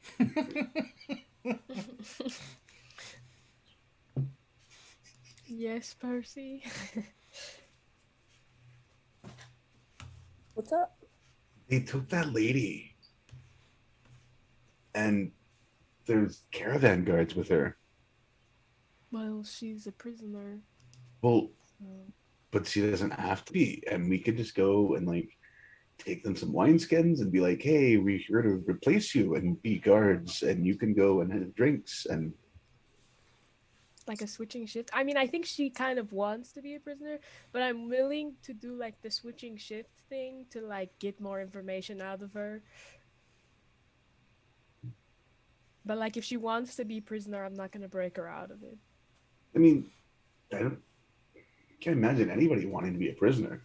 Well, I feel like she wants to atone for what she did. But I don't think you can do that in prison, though. Like, you have to do good things to make up for bad things, right? What is the point of prison if not to reform? Can't even finish that.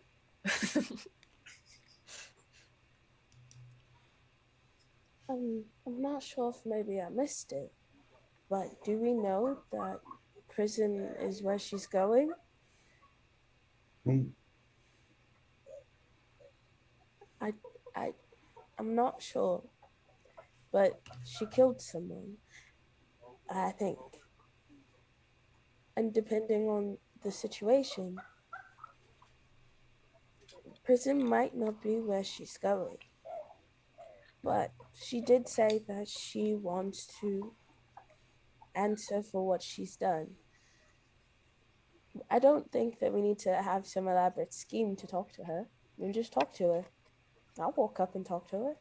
Or we could all go together, or you guys could like do your little secret spy stuff, and then I'll like roll in there. Because, I seem to match this town pretty well. It looks kind of like me, gray and white, I'm gonna start use my natural camo and like crawl in, and then I'll just talk to her, and then we can all figure out like more about what she did, because none of us actually know what she did, do we? What did she do? Like, we know she killed someone, but what did she do? Who Oh, did she kill? She said she like didn't. I think she kind of said she didn't want to, or she didn't, or he didn't deserve it. That's what she told me, I think. But it had to be done. So that's why I'm a little curious. Why did it have to be done?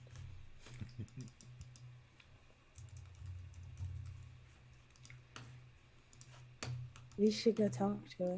Anyway, yeah, I think Percy's idea was a great idea to like switch out shifts because we are working for the caravan, and that would be like a really normal. I feel like not very conspicuous, talking to prisoner type deal.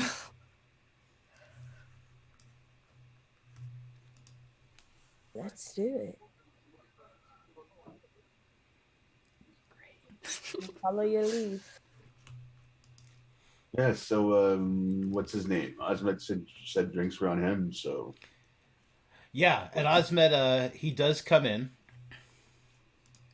after a short bit, and he talks to the bartender, and he gestures towards you, and Doug and Azul, and yeah, and even to the two passengers, Bellamy and Archcourt. And the bartender, like, he nods and just like, Osmed's like, as I said, your drinks are on me. And he goes and he starts talking to, he sees a dwarven woman in the corner, like an older dwarven woman. He goes and he starts, he heads over, like, happy to see her and starts talking to her.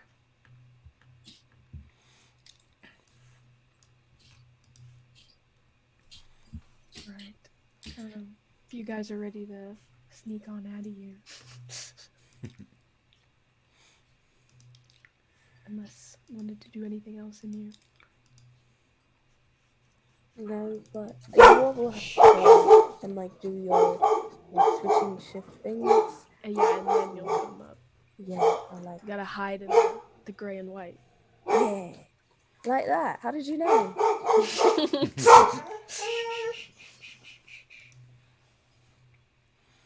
All right, so you guys want to go and try to switch out with the other guards?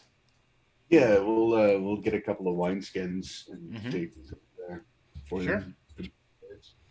And on the way over, I'll talk to Azul and be like, "So you're a monk? I knew a monk once. His name was Crichton. He was a fun guy. He didn't Yes. even know because he said it was too foul. I don't know what he meant by that, but I haven't met actually very many monks myself. Kind of trained myself, sort of. I kind of just a strong guy. Crichton said he was trained by two people named Muldar and Skelly. It's pretty cool. I would love to meet this Crichton. You said maybe he can teach me some cool monk tricks. I don't. Maybe. I didn't really see him do any cool monk tricks. He just drank a lot. That is one way to be a monk.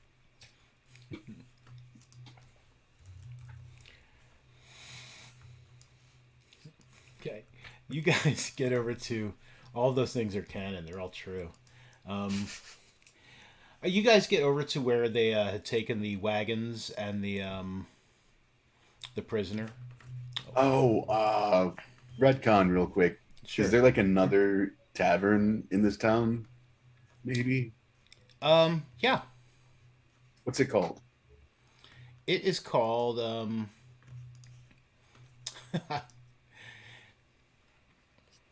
it's called Fist of Glory. Okay. Is it also spelled with all Y's? It is now. Fist of Glory spelled Y. Well, actually, no. So fist, it's like this: FYST of GLORI, It- and the sign is that of a female dwarf. It's just kind of like doing that like we can do it pose. nice. Yeah.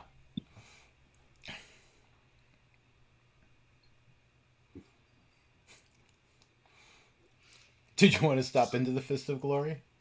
No, but I was gonna tell the guards that what's his name? Ahmed said that the iced griffin was all full, so that they were gonna go to the Fist of Glory and meet up there. Okay. All right. So yeah. So you guys get to the place. That's not no. Percy wouldn't do that. Percy doesn't. Percy doesn't know how to do that. Yeah, that would definitely be an Osborne move. But you guys do get to the place where they're keeping the animals and the wagons, and the two guards are there. They're eating like bowls of hot stew. The prisoner also has a bowl of hot stew. I mean, they seem to be treating her well, Lantha, but she is still in her shackles. She's got a blanket over her shoulders. There's another like blanket like balled up like when she wants to go to sleep to use as a pillow. Bed of clean hay. The guards are just they're eating their stew. You guys come in. Hello, fellow guards. Oh, Yes, hello. We've come to switch shifts with you. It's your turn for the free drinks. oh, free drinks. I like that. Yeah, Osmed usually if we've got prisoners, he usually doesn't. He likes us to stay with the prisoner. But yeah, no, free drink sounds great.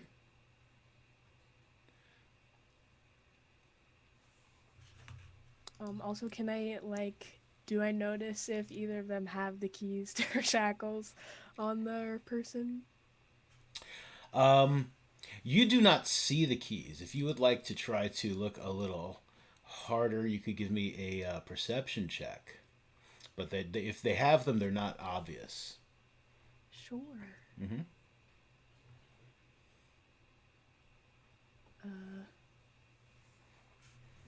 I don't know if that shows up in chat. I think it was a 12, but I have a +5 to perception, so math.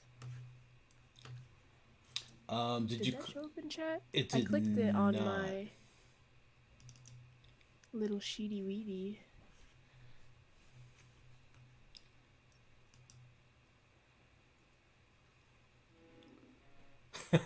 That's not you. That Uh-oh. was me. No, that was me. That was my role. That was not yours. It didn't show up. Do me a favor, just Hold click on, on let it me again try really and- quick. Yeah. Because I definitely saw the die roll. I saw the 12.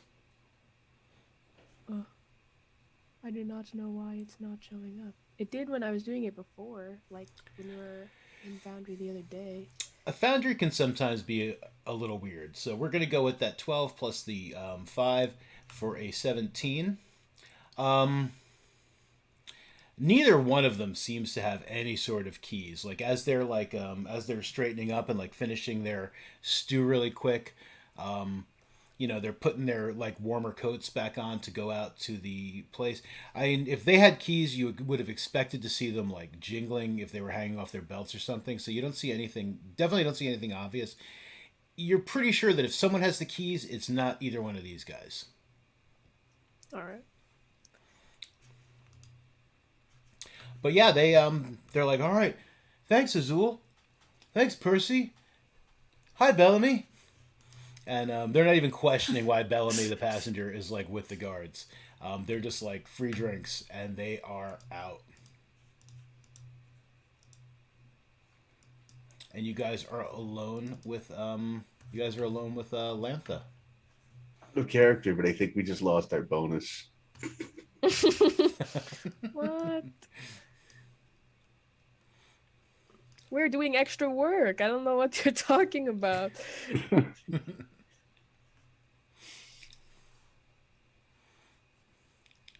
All right, so Ilantha is like, "Hi guys." She looks a little like, "What's up?" Brought you some wine. Thank you.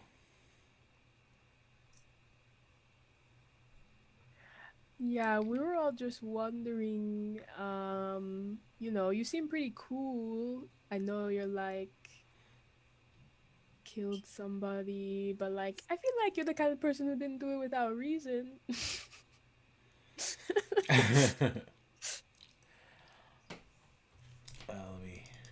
me see what she's thinking here, real quick. Let's give her a little die roll. Okay. Um. Look, if you guys are thinking about freeing me or something, like really, please don't. I really, I probably shouldn't have run in the first place. I didn't know what I was doing when I ran, and I shouldn't have run.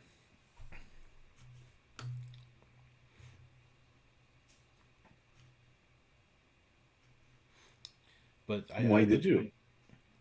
I freaked out. Like, I didn't expect. Sometimes I lose control, and I did. I lost control, and I killed him. And maybe I could have done something else. I don't know, but no. I need to answer for what I did. Who do you have to answer to? To the law, to my sister, to my father, I guess. I mean, he wasn't exactly, he's not exactly the greatest dad, but yeah. So those are the kind of people I need to answer to. But I appreciate the company, and I really appreciate this wine. I haven't had wine in a couple of 10 day. Is it a 10-day because it happens in 10 towns? She's like, no, that's what the months are made up of 3 10 days, 12 months in a year. So a 10 day is just 10 days. It's not just a day in 10 towns. Right. Okay. Yeah. Do you guys have 10 days instead of like weeks? Yeah. In Faerun, it's typically like that's what they have. Like they have a 10 day, so it's like there's 3 10 days in every month. Yeah. Honestly, that's a better system. Right. When I was a younger DM, I used to mock that. I'd be like, "Ed Greenwood, your 10 day, come on." But yeah, so yeah, it actually I like it. Um, I mean, depending where Percy's from, though, he might not know about 10 day at all. But yeah, no, it's not just because it's 10 towns. No. There's a lot Percy doesn't know about the big folk. Lantha, Yeah. could you, if you don't mind, just tell us what happened? Like, just the story. I'm curious.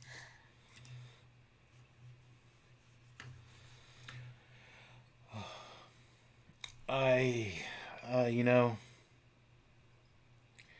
it's not something I like to talk about, but you guys, you guys have been, you guys have been pretty good. You're like boon companions almost, and you brought me some wine, and you've been keeping me company, and you've really made what should be a very depressing trip at least like a little enjoyable. So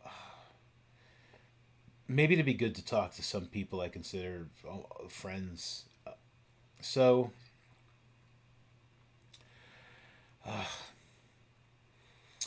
my brother Brandon, he had been messing around with a cult. I don't know a lot of details about the cult itself. He started wearing this strange black stone around his neck. Not something I'd ever seen before. Um, and I tried to warn him that these people he's hanging out with, they seemed like it seemed like a bad crowd, like little brothers, right? Um, our sister Sarah tried to talk to him as well, but he seemed just like he didn't want to hear anything we had to say. I went to check on him one night just to visit. I had come back into Bremen, and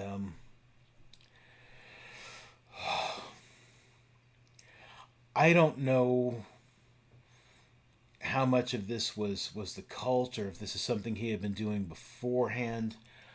But he seemed to be very different, and another voice was speaking through his. And so I guess he was possessed by something, and whatever it is, it said that Brandon had made a pact with it, and that I should just go. And I was just like, I'm not going anywhere. I want to talk to my brother. Long story short, there was a fight. Um, I defended myself, which, I mean, you know, but I mean, Brandon was. I'm a lot stronger than Brandon. I'm a lot tougher than Brandon, and I know how to fight, but sometimes I just kind of lose control. And before I knew it, my brother was dead, and I was standing over him, and so I ran, and made it all the way down to Waterdeep, um, and that's where the bounty hunter found me. Traded me in for some coin, and they're just moving me along. And again, that's why. I mean, maybe there was something else I could have done. Um, maybe Sarah's people at the with the Morning Lord. Maybe they could have helped cleanse him, or get this whatever it was out of him. But he was my brother, and I killed him. So it's definitely something I need to atone for. It's something I need to face up to. Wow, it felt good to talk about it. I mean, not great, but It's good to get it out. Thank you for sharing with us. What's a cult? Is it fun? Sometimes. Usually starts off alright for some people, but they never really end well.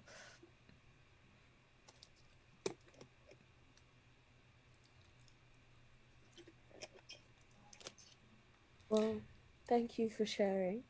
And I know it couldn't have been easy to talk about, especially not with a group of strangers. Even if it's cathartic, it's still a hard thing to do. Um, you didn't ask for my advice, nor probably do you want it, but I'm gonna give it to you anyway, if that's all right. that's fine. Yeah. I don't think that you need to atone to anyone but yourself. In the heat of the moment, if it had been your father, or your sister, or your mother, or any decent person, they would have fought for your brother. He was your brother, and he was a human. He was a person.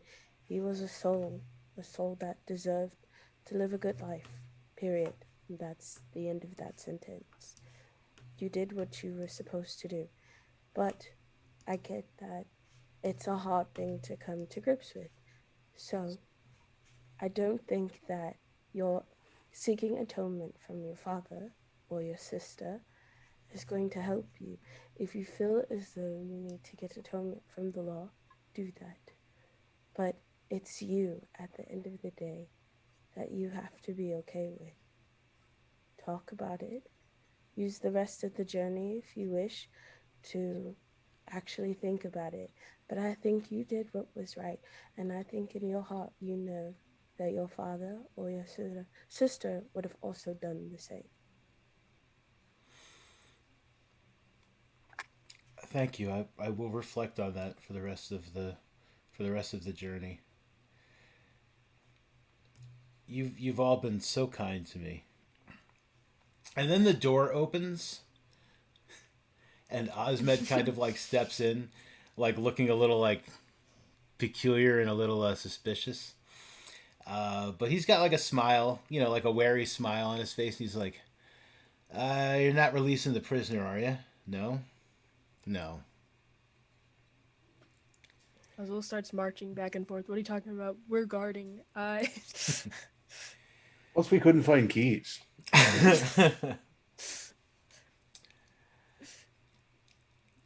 All right. Well, I know you guys have taken to Lantha, and Lantha's taken to you, and you're not trying to get them to release you, Lantha. She's like, no, we've had this discussion.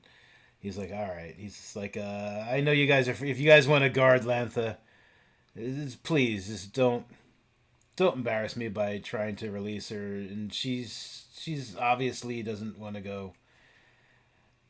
All right, I was just checking. Okay, have a good night, guys. And he just kind of like closes the door, just like shaking his head, and walks away. Can I open the door and like call for him very quickly? Yeah, absolutely. Yeah. And do you have like a way to put in stars or like good deeds for your workers? Well, I mean, there's definitely a bonus involved, and Yeah, how do you measure that though? Is it only based off things you see? Is there like a form? You should make a form if you don't have one. Like some parchment and a quill, and then like people can write like, my name is, their name was, here's what they did. 7 stars out of 10. That's a good idea. I will only charge you 100,000 gold for it. I don't have that much, but I mean, yeah, I mean, if a passenger or someone really speaks up about the job that my people do, I mean, yeah, I mean, I usually take that into consideration at the end of the journey. It seems you're really taken with these two as well. Yeah, they're really good.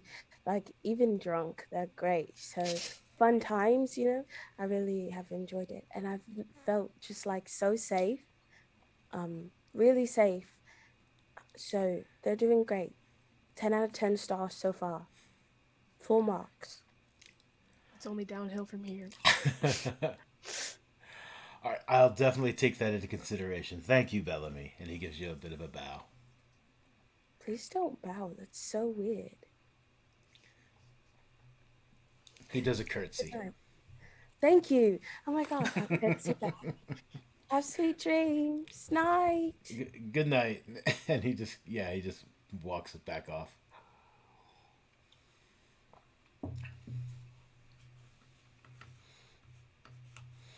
All right. Is there anything else you guys would like to do? Yeah, is this the like last town we're gonna stop at before, or like half town before we get to the real town? Yes. That we're going Yep. to? You're about halfway there. If I pull up my little map of the North region again, let me.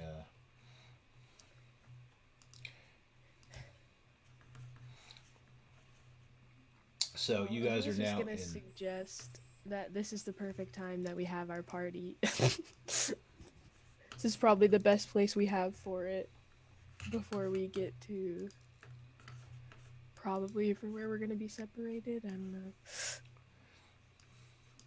I'll go get Douglas. Yes, Douglas. Yeah, I will fly back to the iced. Why? as fast as my little wings will take me. Okay. And I'll tell Douglas we're having a party. Oh, and I can come. You're the guest of honor. But I'm sorry we didn't have time to make you a chest-shaped cake that you could eat. What? Why would you do that? Well, so you could eat it? Like revenge. Yes. Revenge is a cake served cold. Everything's cold. I'll come to the party.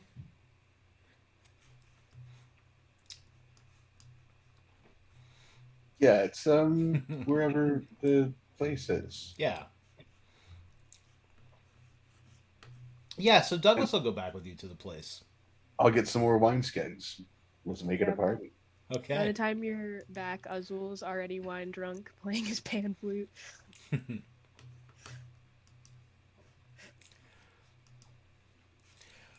I think it's very nice that like this poor lady. I don't know what's gonna happen to her, but you guys are having a party with her, and Douglas the guard, who no longer feels as threatened as he did at one point. And we can throw a guard here to represent Douglas. Lantha can shake her shackles like tambourines while Azul Yes. play music on their pipes. Yeah, she definitely does that. And she sings like some elvish songs, and yeah, a good time is had by all.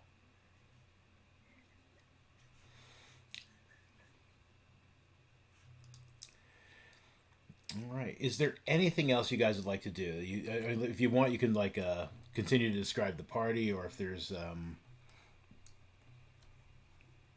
anything you guys would like to do. Would I have more success here finding a temple, or still no? Still very. Um, there is definitely a temple to Moradin at this location, like a regular plain old temple for Moradin, and there is also an ancient stone song. It's not really not appropriate for the moment. And for a dwarvish, not dwarvish, a gnomish sort of a deity as well. This is a very dwarf and gnomish town. There are all sorts of like people living here, but generally it's Moradin and Garl Glittergold are the two main temples.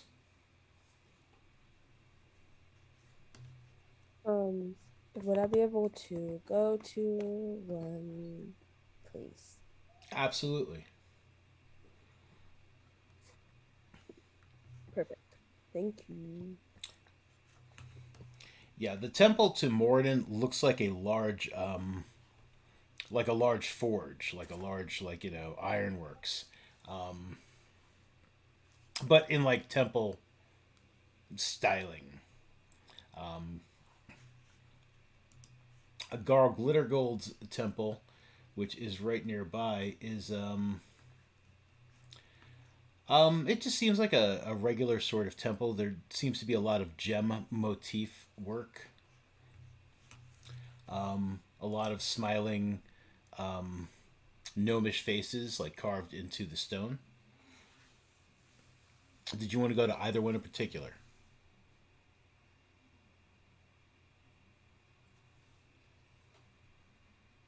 Whichever one is the closest is fine. Okay, I would say Moradin's would probably be the closest. All right.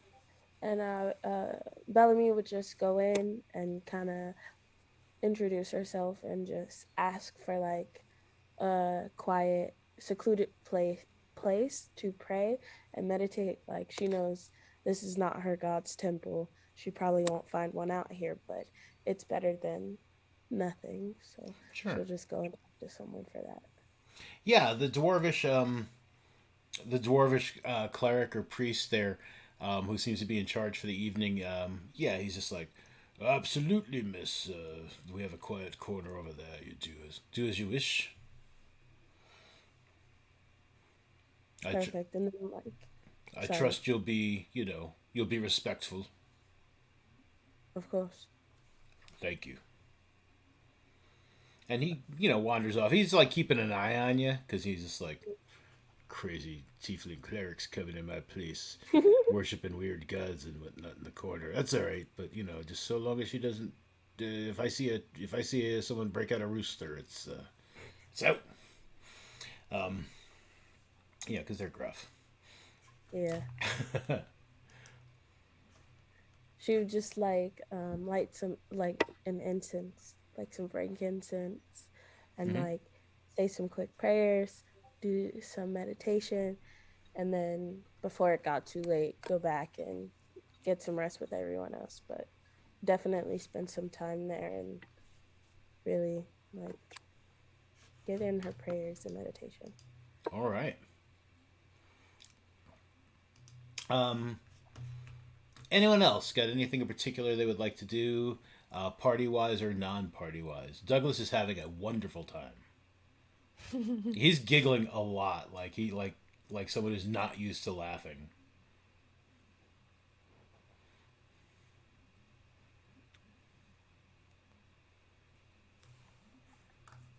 Nothing in particular. Just okay. All right. Bellamy eventually comes back. You guys have a great time. Everybody gets some sleep. You guys definitely got a little drunk. Osmed comes and he checks on you guys again, and he's a pretty cool guy, Osmed. So he's just like, okay, this is what we're doing. Okay, that's fine. Um, I see Osmed peek, and I'd be like, Osmed, come on! no, I've got business to take care, but you guys have fun. Just don't release that prisoner. Never And against her will. and yeah, next day things get back underway, and you guys continue on towards 10 Towns. The closer you get, the colder it gets. It's definitely getting cold to the point where it's like very uncomfortable. You've got your cold weather clothing, so that's definitely helpful. The oxen are slowing down a little bit. It seems that Osmed is kind of prepared for this. It's built into the travel time. And on the fourth day, you guys don't see the sun at all. Like things kind of get dim. It goes from dark to dim in the morning. It just kind of stays dim the rest of the day. On the fifth day, as you guys are heading into, you're nearly through the spine of the world. It's snowing pretty badly, and Osmed seems to be, he's intent on he's just we not too much further to go. So hopefully we'll get there quickly before things get really, really bad. And shortly after noon, Azul, you hear a voice crying out from somewhere deep in the off to the side, further out into the snow. It's just all snow and ice and rocks, and you hear a voice saying, "Help me! Help me! Please!" Is it a tiny fly with a human's head?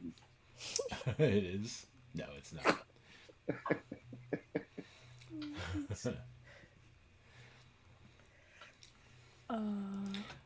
Osmed seems to he's looking around a bit as well. He may have heard it as well. He's kind of slowing his elk down.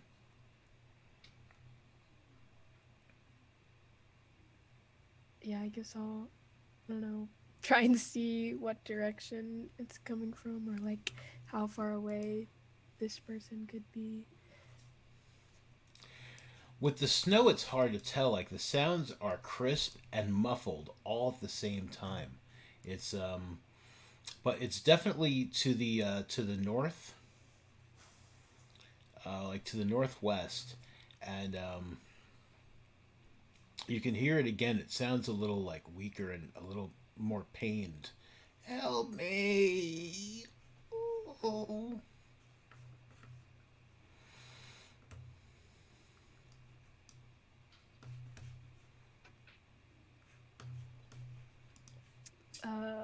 Yeah. I guess I'll go. Like, anybody want to come with me check this out? Well, yeah, like if you're mentioning that you're hearing this, because I guess Percy is not. Like, Yeah, Percy has not heard it once. Once it's mentioned to you, I mean, like, you know, you kind of like perk up your little fairy ear, and you can hear it. It's faint. Osmed brings the whole caravan to a halt, and he gets down, and he notices Azul has like noticed, and he's just like, "You hear that as well? Something. So someone's hurt out there." yeah, Percy will knock an arrow and like half draw his bow and go like flying over that direction. Be careful.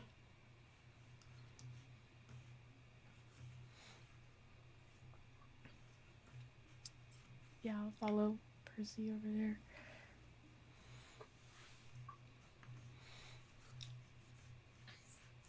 Bellamy, what are you going to do? I mean, if we're all going, Bellamy's going. But Okay. maybe at a bit of a distance. Okay. I'm going to move you guys to this map in just 1 second.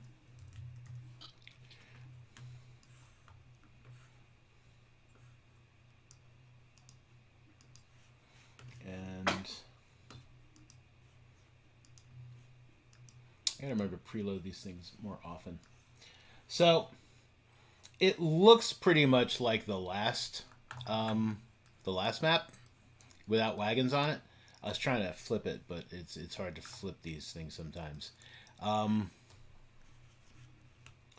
The voice definitely seems to be coming from this direction. If you can see where I'm pinging. If you can see where the rock is pinging. But it's coming from like north of like where you guys are at right now.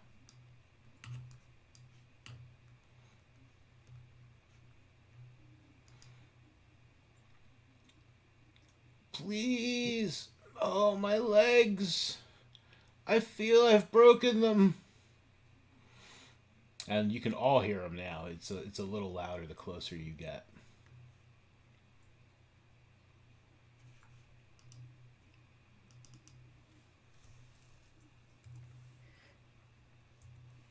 Oops.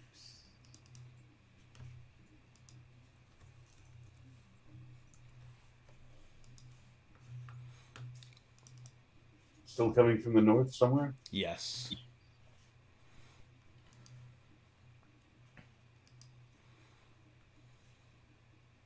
I'm gonna have a look around. Like, do I see anything? Bellamy, are you moving any closer?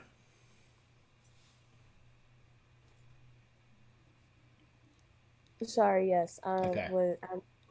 Yes, I am. Okay. How if you're having trouble moving your token, I can move it for you. Sometimes like a Foundry gets like stuck a little. Yeah, I'm stuck. She's just spinning. That's Okay. it. How close would you like to be to the rest of the group? Pretty close. Okay. A decent. There's good. Okay. All right, Percy, go ahead and give me a if you could give me a perception check.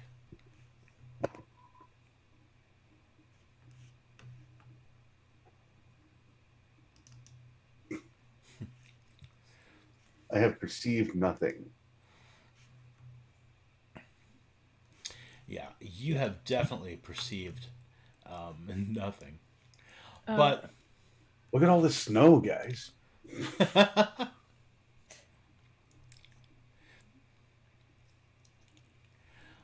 Azul, were you about to say something or? yeah, I was like, can I also make a perception check? Yeah, you can also make a perception check. Yep. Will it work this time? Not that it did work, but not that it was very much better. Okay.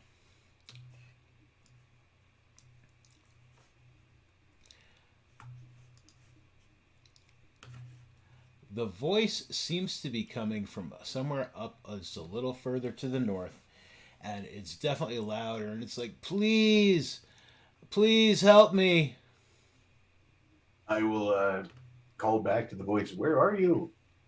I'm here in the snow. In the snow. Oh no. Oh. Uh. And then from behind you, Uh-oh. there is a hissing growl, and something is going to leap at Percy. So I would like you all to roll for initiative. So if you right click on your token, you'll see the you got your like display there. The cross swords to the right of your hit points. If you click on that, that will toggle the combat state, is what they call it. There's got to be an active encounter when we make one. Okay, there we go.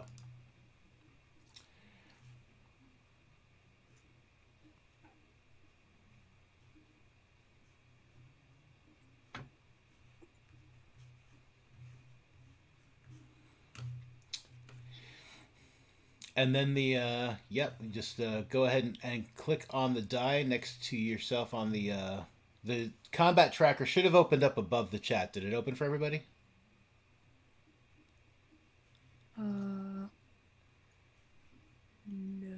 Okay, if you click on the over the chat, right next to the chat icon all the way to the left, there's like some swords. If you click on that, that will bring up the combat tracker. Yes. And then I just roll this.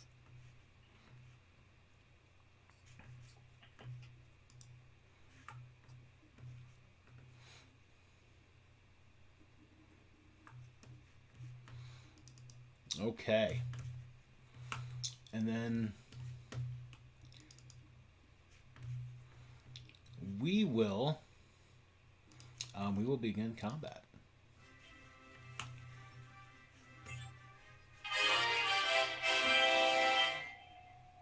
Yeah, that was a hell of a fanfare. That was a hell of a fanfare. It was a little loud. I'll have to see if I can find the volume for that later.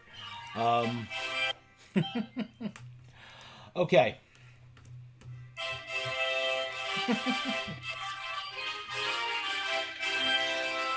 It's still playing.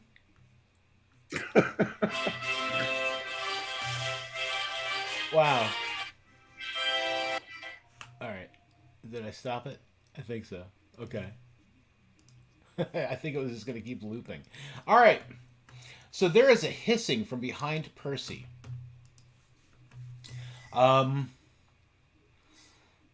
As you turn towards it, a cat just appears out of the snow in front of you guys. It looks like this. It is big. It is snowy white.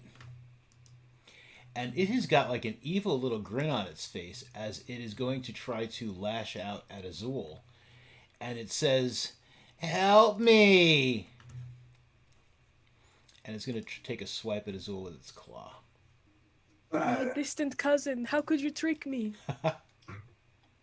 It's kind-hearted. Why would it do that? And like this one over here is not a problem. It's non-threatening. So I know. I love these names. Does a 12 hit you, Azul? No.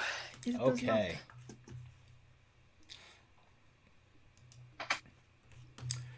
And this other one is going to pounce at Percy. It does not speak. It just makes cat noise. It does not actually speak in any sort of English.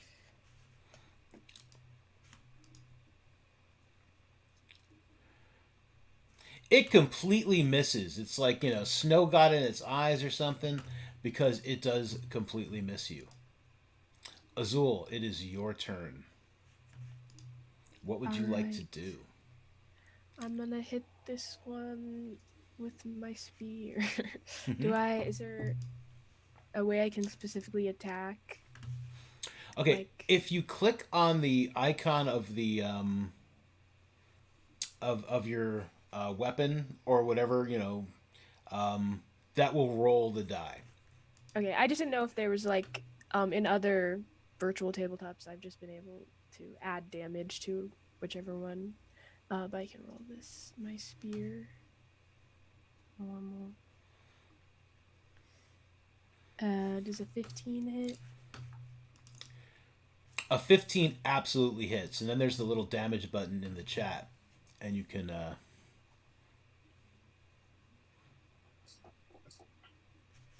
Hey, love that one on the dice. That's so good.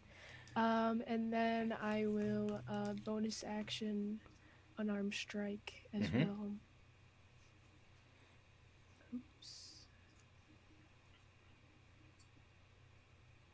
Does an 11 hit? That will miss.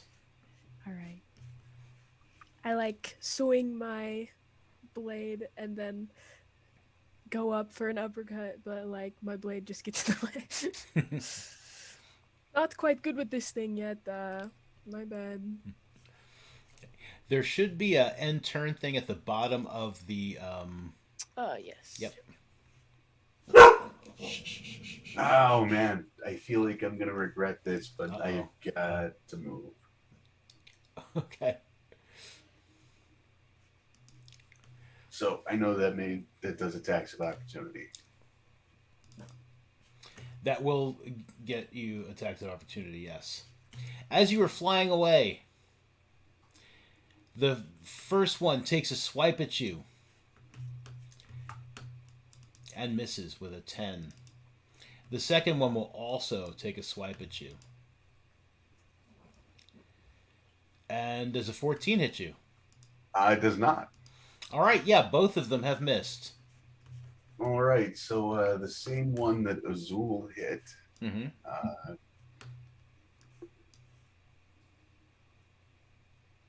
I am gonna shoot it.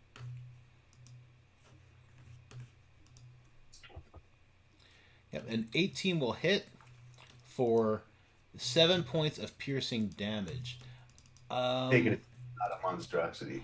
I'm double checking that. It is a monstrosity. It will take an additional 2 points of damage. Dope. And It is bloody. yeah, that's it for Percy. Okay. Bellamy, you definitely see these really, really big cats come up out of the snow and start attacking your friends. Well, that's not good.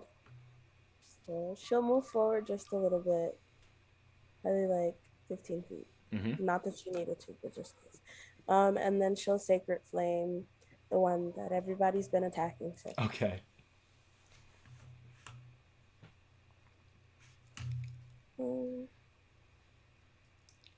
You need to roll a dexterity saving. Yep. Just click on the what you call it, the icon for the spell. Uh-huh.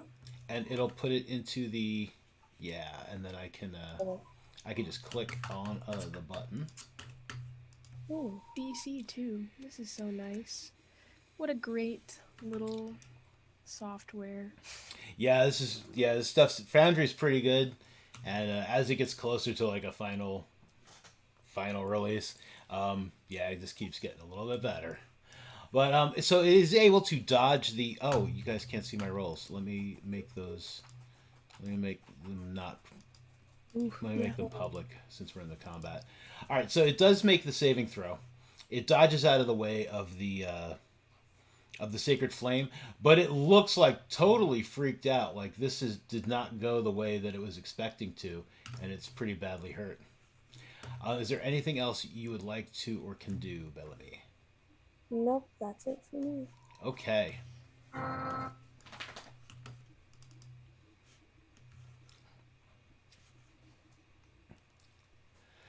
Okay. The cat is going to. We're going to do a quick little wisdom check on him because.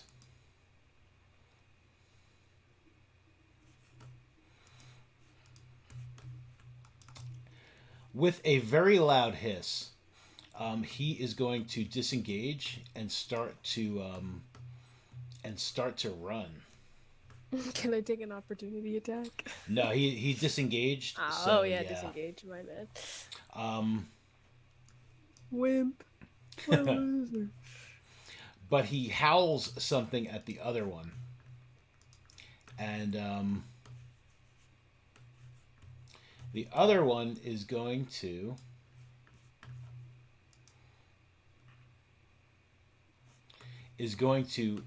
attack Ozul. Yep, there we go.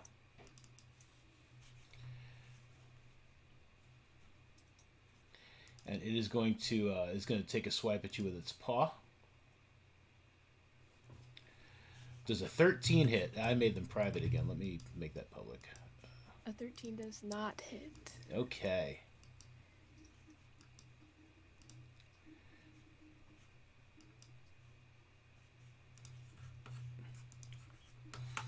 And that's going to be the end of its turn. It is your turn. Gosh, I want to do something petty, but Percy can hit the other one. So I'll just take my spear attack on the one in front of me.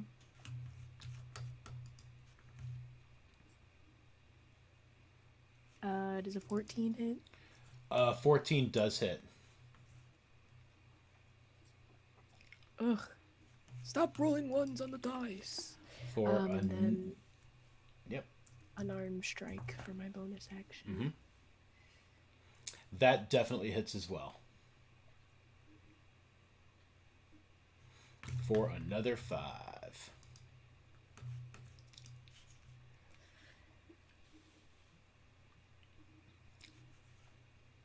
Oh yeah, my bad. Oh, I keep forgetting I have to end my turn. No worries. Percy. Man, level 1 rangers are pretty limited, so I will shoot the bad thing. Which one? That one. The one that's running. Okay. Mm-hmm. I don't know why I rolled out with advantage. But 15 hits, right? Yes, a 15 absolutely hits. It will take another 10 points of damage. It is, it's badly hurt, and it is very upset about the situation.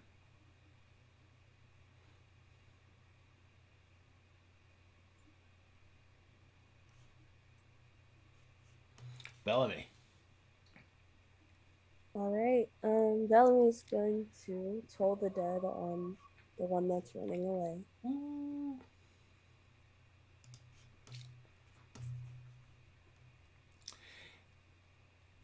In the wind and the snow, there is a bong.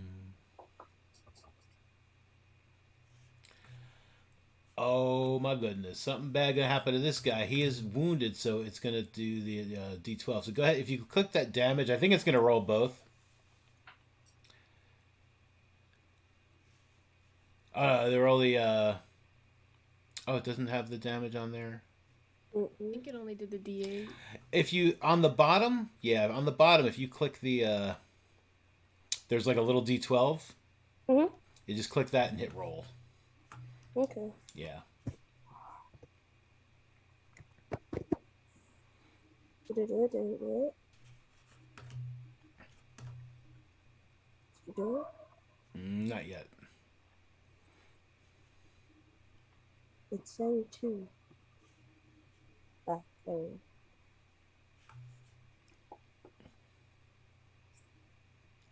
go. Great, love that. Rip. So good. It's love it. But so you toll the dead. You ring a bell, a spiritual bell, and you do 1 point of necrotic damage. And please tell me what that looks like when that is enough necrotic damage to take that guy out. It would probably be like a gigantic golden bell that's like on the scales, and the one side just hits it in the head. It's just off balance, Okay, gone. nice. It cries out "No!" as it die. It continues to speak, and it dead. There we go. Okay, he doesn't get a turn. I'll have to fix that later. All right, this one is going to try to paw at Azul again. Does a 19 hit you? Yes. Unfortunately. It will do 9 points of slashing damage. It hits hard. Yeah, owie. And it lets out a loud mewling howl. And it is your turn. This is good. Percy is like so little, like I lost him on the map. I had to zoom in. I'm gonna do. I really should run away, but I'm not gonna do that. So, Okay. Once again, my spear. Yeah, that hits. Great. Yes, something better than a 1 on the die. Much better than a 1. Yeah, it takes 9 points of piercing damage. And then I'll hit him again. Maybe. Yes. Yes, you definitely hit him again. For another 7 points of bludgeoning damage. It is definitely bloodied. It's confused and bloodied. Yeah, and I cannot run. Well, I could run, but if it hits me, that's not gonna go. So I'll just stand here and hope I don't die. Well, all of your friends get to go, so that's good. I'm just gonna. There we go, Percy. Sorry. That's okay.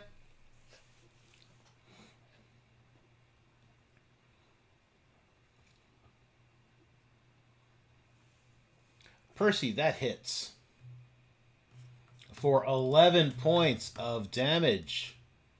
Good job, Percy. That's all I got. Okay, yeah, that's all. That's almost all you need. Bellamy.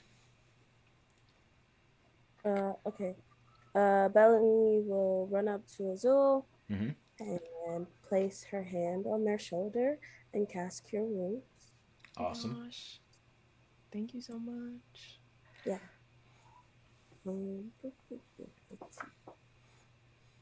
There we go. Hey! I like your dice. Hey! I like all of your dice. All of you got some nice dice.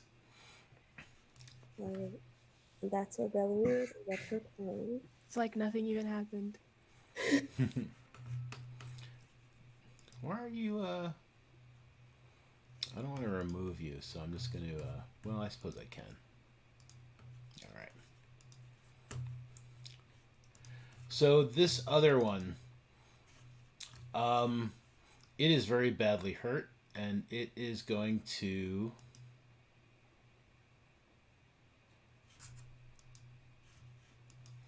It is going to hiss, disengage, and start to run away. It's only going to get 40 feet because it's fast. It gets about there, and it's like yowling. And Ozul, it is your turn. I'm not allowing this thing to get away from me and Sure. hurt me too badly. Yeah. So I'm gonna use feline agility. I think I have to get a full 40. And I'll do what I do best. Yeah. Stab him with my spear. No. That will not hit. Hold on. Let me check if I can even do my bonus action if I don't hit. Nope, it's just if I attack, so I can still do it. Yep. I'll try. That will completely miss. God, regret. I should have just let it get away. It's like, why are you chasing me? For revenge, and I just completely miss. Okay, you go ahead and end your turn if sorry. you'd like. Yeah, that's all right. What do they say? Revenge is a miss, best served cold. Yes. All right, Percy. Well, I'm doing the one thing I can do. Yep. No, I'm not. No, you're not. All right, yeah, Percy. It your arrow just flies right underneath it. Should have just let him get away. Bellamy. Okay. Bellamy will scoot up just a couple spaces. Mm-hmm. Doesn't really need to.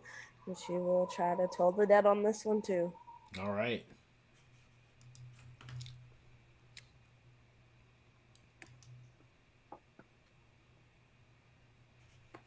Oh, just barely.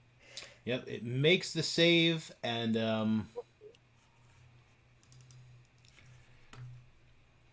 it's very. making too much noise. It can't hear the bell.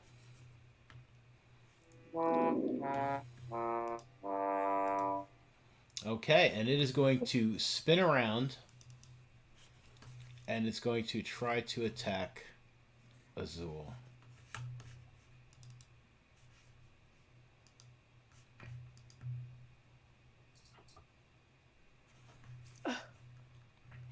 Yeah, that hits. Will hit for 11 points of slashing damage. Azul is down. Okay. Oh no. Okay, and Cat on cat crime, man. it starts to run again. Azul, go ahead and give me a death saving throw on your character sheet. If oh, you got the 10 on the wrong side.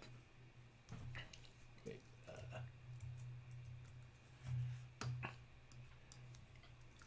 okay. In the middle of your token on your sheet, like if you click that skull, it'll roll the death save for you. Well, it'll roll the death save. Yay! That's a 1. Going strong. Percy.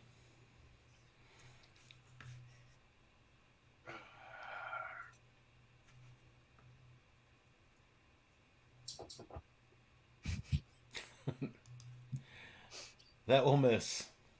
We're struggling. We were doing well, and then I know. We got a little overconfident once we killed that one. We were just like, we got this. This is She very- never moved up from before, but she had moved up 10 feet.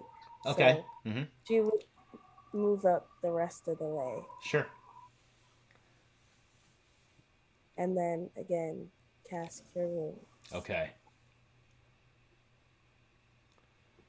That first one. Nice.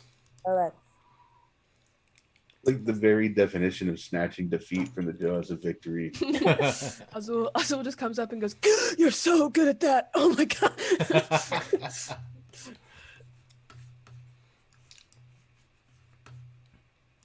This thing is continuing to run. It is now dashing.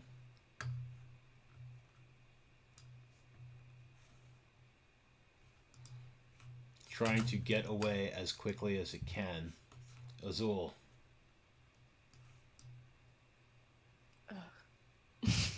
Is it like going for the caravan, or is this just like an? I'm dead. I died. I don't. No, If this no, thing is it's just running away. I'm good. I'm over it. yeah, it's absolutely just running away. It wants nothing more to do with you guys. Yeah. I'm just gonna like spit on the ground and be like, yeah, you get out of here. Okay. Percy. All right, so I cannot see it on the map, but I'm guessing it's within range still. Yeah. Yes, it is. Yeah, you should be able to. There's enough light. Yeah, it's like Yeah, there's enough light. You can see it.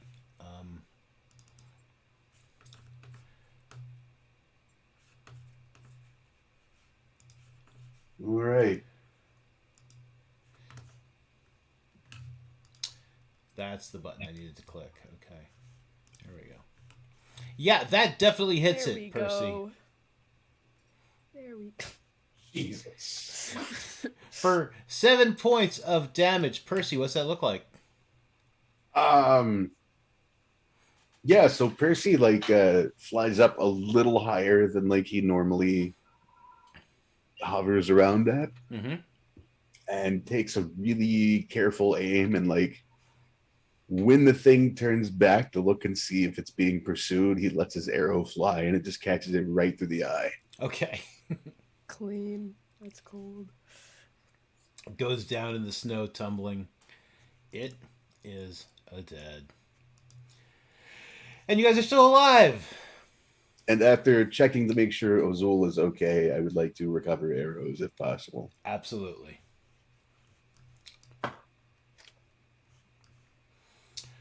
All right, so it is a little after midnight, so this is going to be a good place to wrap it up for the night.